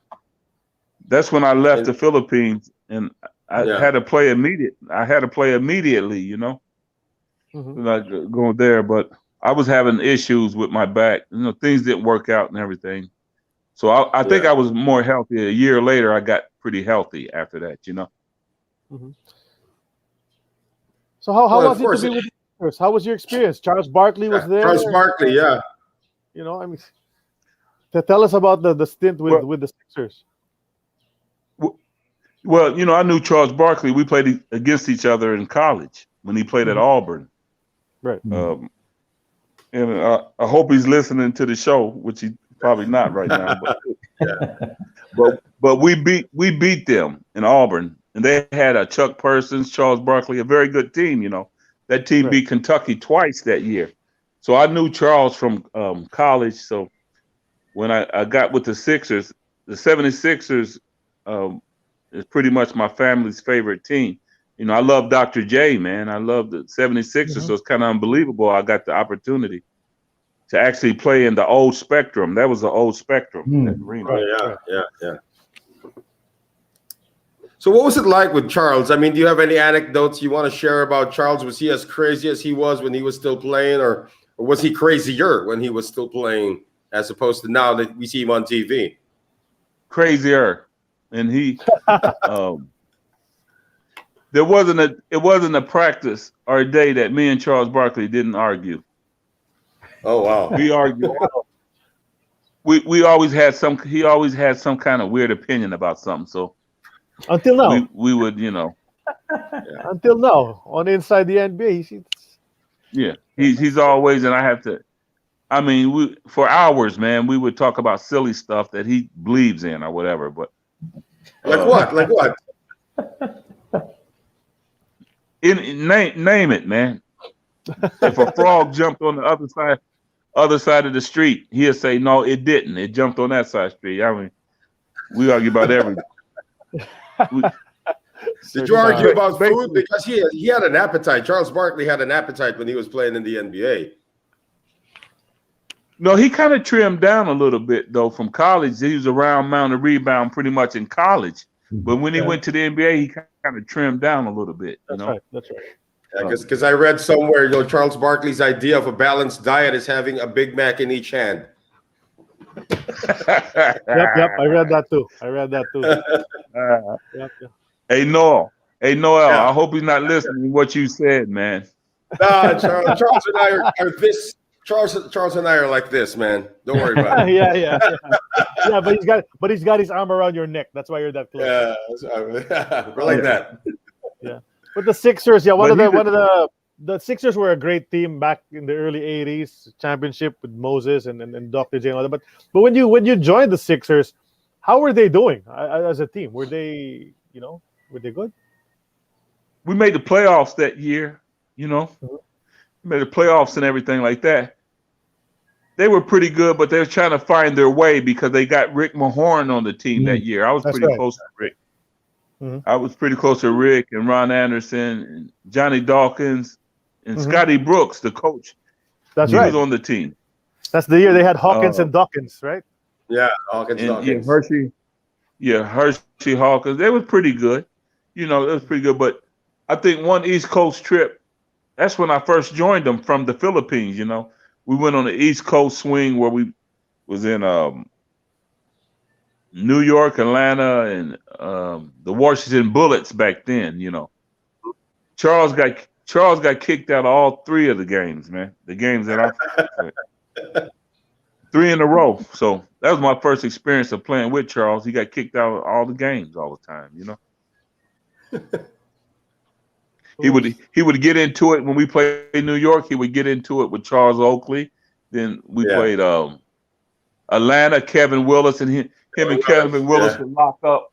They would lock each other up, And it was kind of crazy. So who was you? You were Johnny Dawkins backup at the time, or Hersey Hawkins backup? Yeah, Johnny Dawkins. Mm-hmm. Yeah, Johnny Dawkins back up. I thought I was better than him, but I was injured. I was injured at the time. See. Yeah. But the team stayed with me, The problem with that Sixers team, I think, because your center was Mike Jaminski, and it was hard for him. It was hard for him to compete with the other centers at the time, Olajuwon and Ewing and all those other guys. Mm. So Mike Jaminski, outside shooter. Dookie. Yeah. Mm-hmm. I have to agree with you. Right? Here's a photo of you, more recent. Who are these guys? You see all those? I think they're all those guys are my brothers. Exactly. I said they're all Shouses, I think. So this is literally the house of Shouse right here. We grew up with our own team, man. We would play teams from Chicago, Indianapolis. We would beat these teams because we had a good chemistry, all my brothers. The one farthest from the left, his name is Daniel Shouse. That's the guy that I look up to a lot. He was All-American at Peru State. And the one next to him was Herman Shouse. He played over in Norway. My brother right there in the middle is Dennis. He was a player too, played college ball, and this me, and then Daryl, my brother Daryl, he played in Iceland and Argentina. Wow, and you're missing 2 more. You're missing 2 more that played. Yeah. See what I'm saying? So That's right. We would have our own team, man. And it was hard to beat us. We had chemistry, How tall is the tallest? Are you the tallest, brother? Yes. A few of us are equal height. So all guards. Yeah. Mm-hmm. So no, but you guys Herman would take over you guys would take play over all the playground. positions. Yeah, in the Dust Bowl tournaments and stuff like that. So we played all positions. It wasn't no guard. You had to play everything. I played center in high school, so it was pretty easy for me to adjust to Philippine basketball. Yeah. After you left for the Philadelphia stint, did you find out that the PBA commissioner issued a lifetime ban on you because you left. Did you ever find out about that? Yes, yes. I know he put a lifetime ban on me. I didn't think it was right. Hmm. I didn't think it was the right thing to do because, I mean, if the NBA is calling you, you have to go. I mean, that's where everybody wants to go, playing the NBA. So I think he lifted it on me though. Now I think the last time did he put a lifetime ban on me? I think after the Pure Food stint. Yeah, after the Pure Food stint. He put a lifetime ban on me. Oh man. Yeah, yeah. I hope he forgive me, man. Yeah, well, Uh, he's they- gone they- now. they close the He's borders gone on you. already now. But I don't know if passed away a it few was years ever ago. lifted. But did any other PBA team try to contact you in the years afterwards to try to see if you're interested to come back? Yeah, Or I think it maybe was a not, few because there was a teams that Oh, okay. it was a few teams that try to contact me, I've been in touch with a few teams, the Mahindra in the recent past. I've been in contact with a few teams, Oh, just really? In what capacity Help. were you supposed to serve Yeah. Mahindra? no, just helping them out a little bit with Oh, recruiting. okay. Right. What picture is that? I just found it. I just found it on your page. Yeah. Let me see. You tell us. What picture is that? Must I have been thought- a random. Maybe it's No, a I thought fan. the first Of thing the I thought fan. I thought it was Nancy Lieberman the first time I saw it. Let me see. Okay. Who is it? I can't. I really thought it was Nancy Lieberman the first time I saw it, so I thought it was important. That's kind of. I don't know. I don't know. Oh, we can where go I to the was. next one then. No, that's the last one. Oh, is that the last Hey, one? yeah.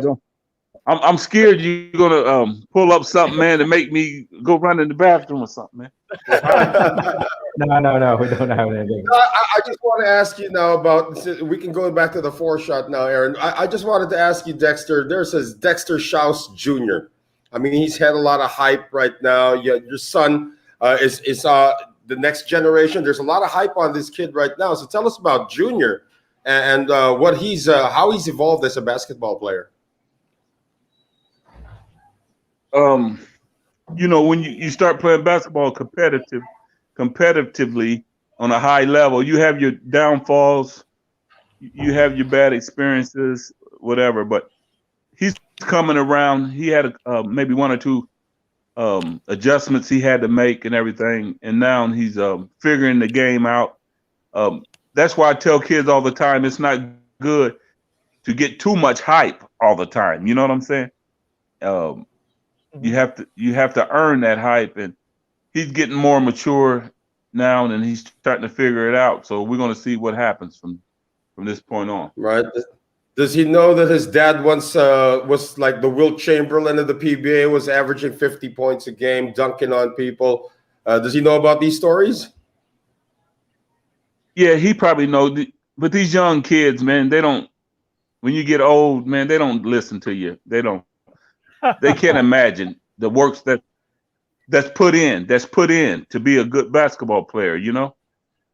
Then you got some that want to work hard, but he realized it and everything. But I don't know to what extent that he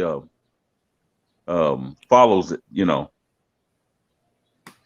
Okay. Of course, you did have your moments here in the Philippines. A lot of people are saying, had you stayed, you might have been considered among the best, really, in the PBA. Any regrets in your basketball career that you haven't talked about yet?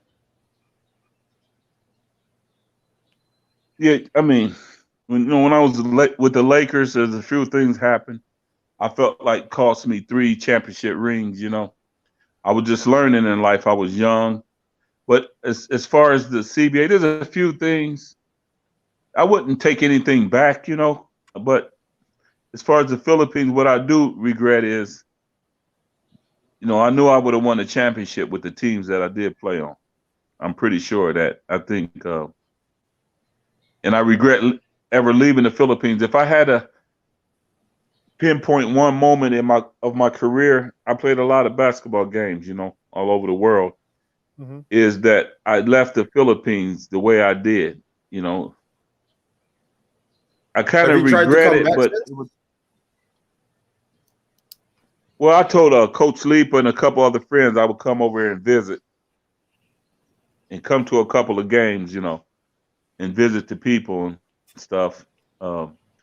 Maybe when all this virus goes down, maybe I have the opportunity to come back. Mhm. Yeah. Yeah. You guys going to take me to the Kamayan? Oh, sure. I'll take you to other places you haven't been to here in the Philippines. Sadly, Noel knows a Stargazer lot of is these not there places. anymore. Noel will bring you to a lot of places that we can't mention here because he frequents those places. Oh wow, yeah,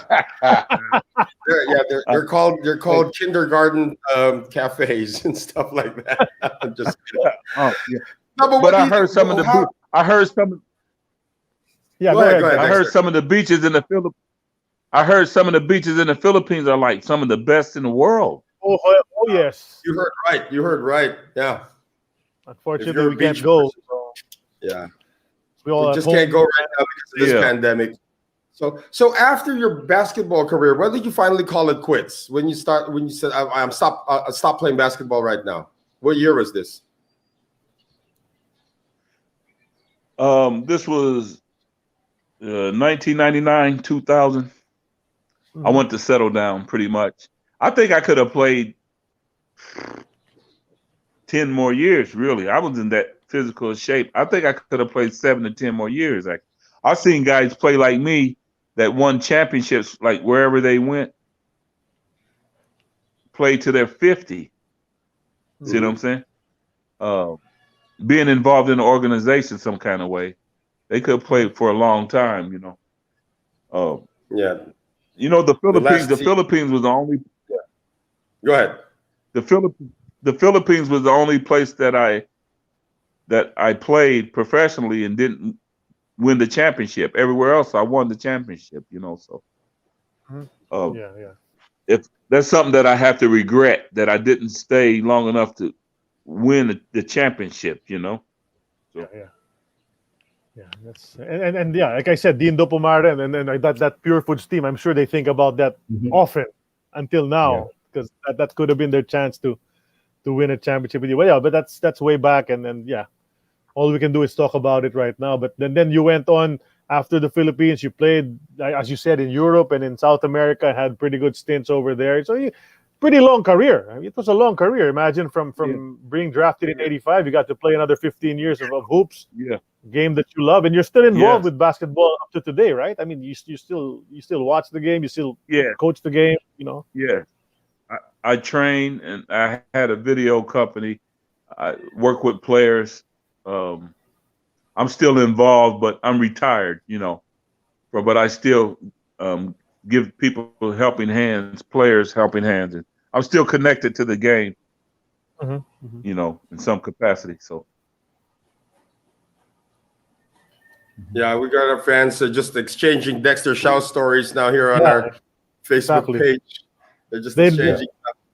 Yeah, one of them said when they introduced you in Philadelphia for your first game, they said straight from the Philippines or direct from the Philippines, Dexter Shouse. That's what the announcer allegedly said in Philadelphia.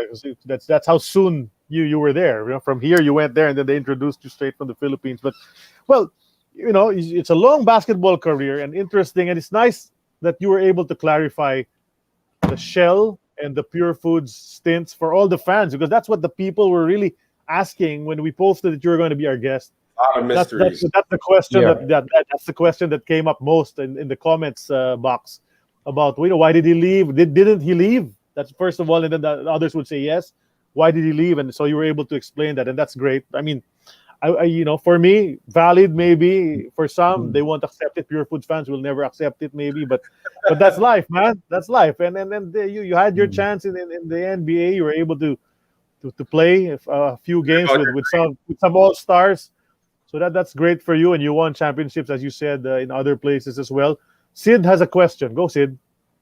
Yeah. Aside from that, big mystery of why you left, the other question that some fans wanted us to ask you is your free throw routine. Oh yeah.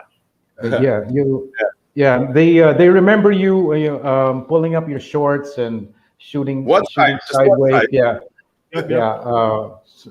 yep. Can you tell us about that? How did that start?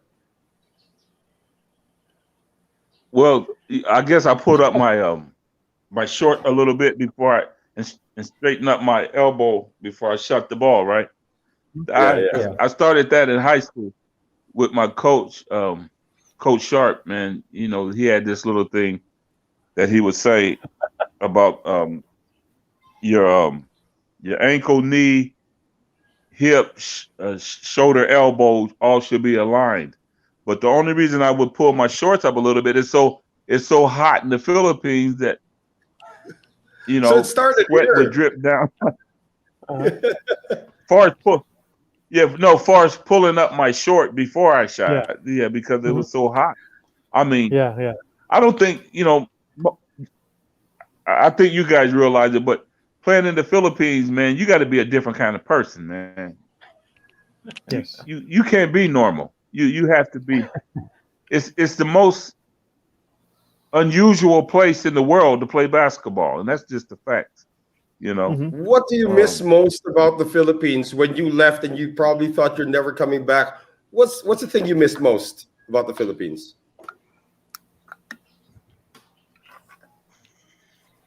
The people, the everyday people, Mhm. that were just basketball fanatics and stuff. And I miss the food. I miss the food in the Philippines. I love Filipino food, Um, and I missed all the excitement before the game.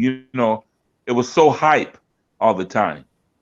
It was so hype, these big games. You know, um, I missed the excitement pretty much though of Mhm. basketball there. Yeah, they called the Ultra the House of Shouse whenever you'd play for Shell before. So yeah, pretty Mhm. much left your imprint in the Philippines. So Mhm. I hope you get to come back. I mean, there's a certain degree of completion. I feel from your stories that you left a lot of stuff incomplete in the Philippines. So we hope to get to see you here one day when this pandemic comes up, pulls over. But at the same time, when you come here, you let us know because we're gonna show you around Yep. the new Take Oh, Philippines. it'll take be it to Kamaya, definitely. Huh? it'd be Dexter, nice. Nice. Yeah. I got a bunch of choices for you. I call it X's or O's. I'm There just you gonna go. I'll give you a couple of stuff to choose from. You just tell me what your choice is. You don't have to explain what your choice is. Just tell me which you choose between the choices. Let's go. Huh? Let's start right away now. Larry Bird or Dr. J?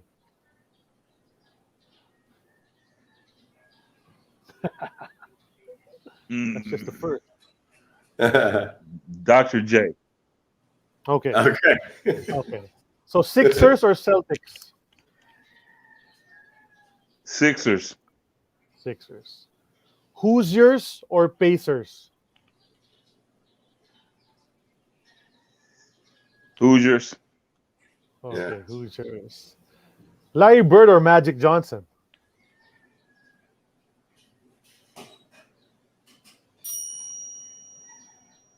Larry Bird.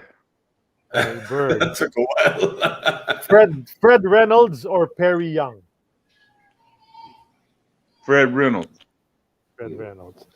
Philip Cesar or Ray Lazaro? You guys gonna get me in trouble. Don't worry, only one's watching. Um, Wow, man. I got some tough that's a ones hard today. one. That's a hard one. That's That's a a Is it hard a hard one. one, you know tie? what? Because both guys had your back, right? When you do something, when somebody hit you, it's either Ray or Philip comes to your rescue, right? When you were with Shell, Yes. Yes. Yes. We can call it Yes. a tie Indeed. if you want. call it a tie between these two guys. It's a tie. It's a tie. Okay. How about this? Joe Lipa or Baby Dalupan? Joe Lipa or Baby Dalupan? Joe Lipa. Joe Lipa. Okay. Yeah, Okay. yeah. Billy Ray Bates or Michael Young? Ooh. Houston. Billy Ray Yeah, Bates. Billy Ray Bates. Okay. I don't know if you remember these two. I think you played with them. Remember you played with Great Taste for a short while for the IBA series. You remember? The choice is Arnie Tuadles or Alan Kaidik. You remember them? Watch out, one of them's watching. Yes. Yeah, no. Arnie Tuadles or Alan Kaidik? That's tough, man. Well, that's a tough one, though. Alan. You can call it a tie as well. Yeah, Alan. Alan could shoot the lights out. Because I think Arnie's always watching nowadays. Yeah, he's gonna be pissed. So, no, He's my boy too. That's really like a tie, though. You know. Okay. Well, I got it. you know, Arnie passed away in I think 2001. So 96. he's watching Oh. you right now. Oh, Is it 1996. 2006? I'm sorry. 1996. Yeah, Yeah. he passed away. Okay, Yeah, the I'm next sorry one to is hear that. the next one is Glenn Capascio or Jojo Lastimosa. Ooh. Jojo Lastimosa. Okay. Yeah. Michael Jordan or Dominique Wilkins? Come on, man. Michael Jordan.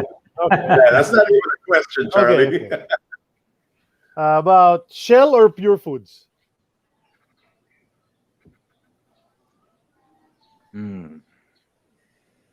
That's a tough one too. Let's That's call it a tough tie one. again. You Yeah, can call it a that's tie. a tough one. Yeah. How about this? Enos Watley or Carlos Briggs? Ooh.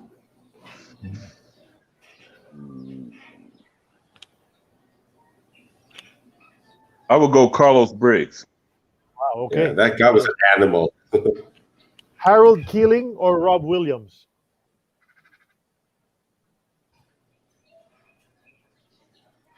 That's a tough one. But I would go Harold Killing for longevity. Okay. All right. He had more Okay. consistent. Okay. Michael Hackett or Norman Black?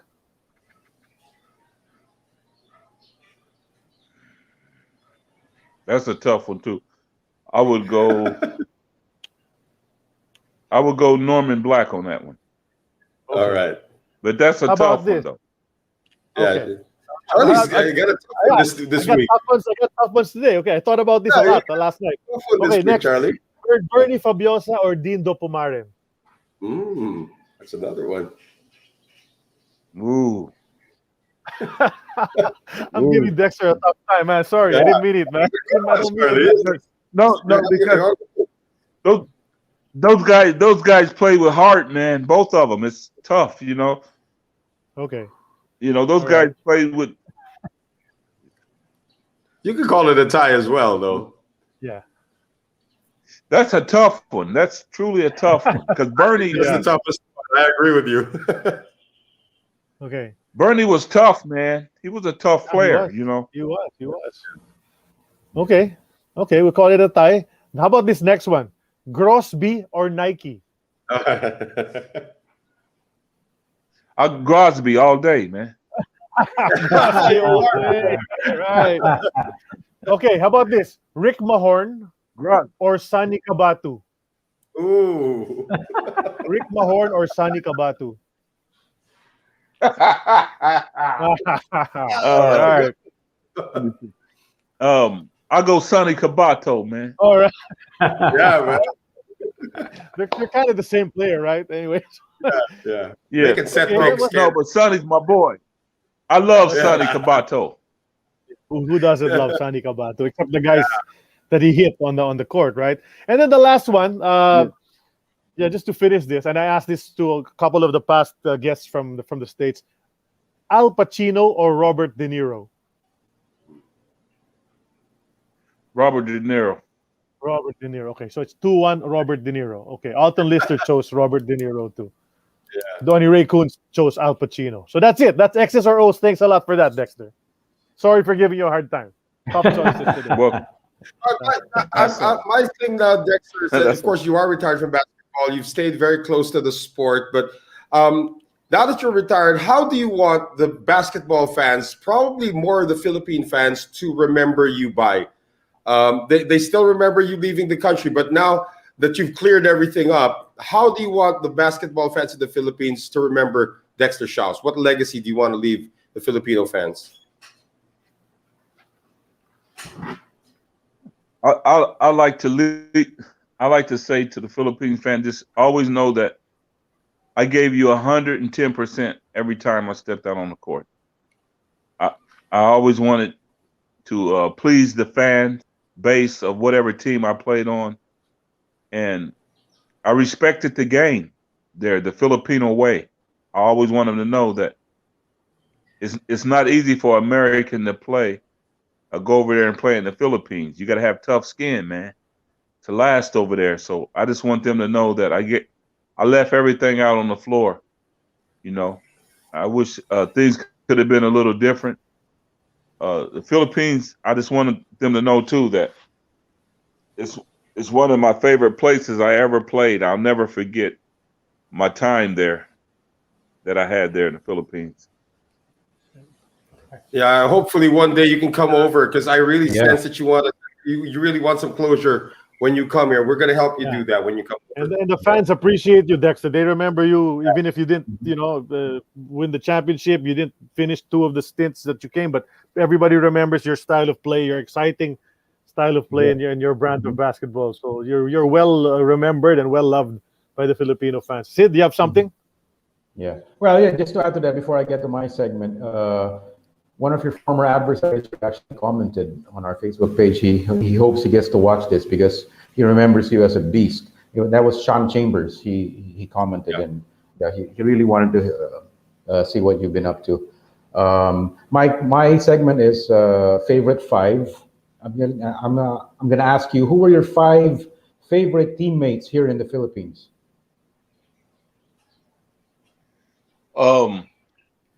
There was a few of them. I would have to go with, might be more than 5. Oh, okay. I have to start out with Jojo Lastimoso, Alvin Petromonio, Philip Cesar, Bernie Fabioso, and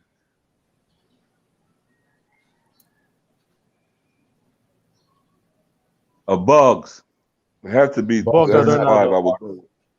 That's a good 5. Yeah. That's a strong 5 right there. Yes. Hall of Famers. Yeah. Pretty much Hall of Famers. Great. Okay, well, Dexter, you had a long basketball career, and you have friends who probably will be watching this. If they're not watching now, they're gonna watch the video of this later on. Anyone you want to thank or to acknowledge before we end this show in your basketball, timeline? Yeah, your journey. Well, I appreciate talking and getting some skeletons out of the closet, about my career in the Philippines and everything like that. It's good. It's kind of like therapy, talking about it.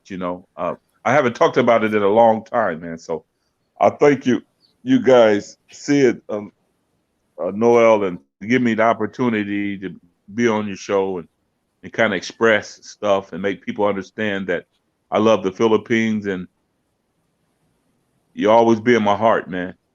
So pretty much. Okay.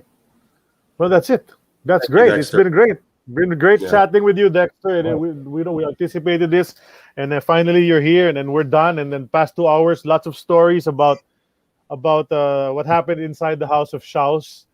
Then we didn't get too much into the dunking and all of that. That was given already. There's videos maybe that we can find online that you can see Dexter doing his thing. But we appreciate you sharing your stories with us, Dexter, and opening up about those things that happened, and then clearing up the air, I guess, for some of the Pure Foods and Shell fans who back in the day couldn't understand exactly what happened. So we're glad that you got that also off your chest, and you were able to tell it to the people. So we hope everyone enjoyed this episode 67 of An Eternity of Basketball. Before we end, we'd like to just acknowledge, of course, and pay our respects to Coach John Chaney, who coached Andrew Fields at Cheney State, and Coach Temple, of course, a Hall of Fame coach. John Chaney just passed away, so rest in peace, Coach John. As far as our next guest on AEOB, as usual, we're gonna verify and confirm as Noel and Sid say who our next guest will be, and we will post it on our Facebook page the moment we have confirmed already who it's gonna be.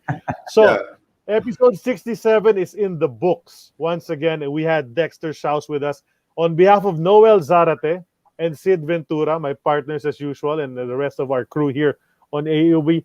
Dexter, thanks so much for joining us and for sharing your stories. Thank you. Find Billy Ray Bates. Billy Ray Bates got to get on the show. Yeah, you gotta help us look for him. Anyone with a connection to Billy Ray Bates, send that contact number our way, and we'll try to bring him on as well as the other guys that you want. If you have a way to contact them, send the contact details to us. So, ako po si Charlie Cuna. Maraming salamat sa inyong lahat, sa aming mga loyal followers on AEOB. Hope you enjoyed past couple of hours with the man, Dexter Wayne Shouse from Terre Haute, Indiana. Signing off here, AEOB. We'll see you soon.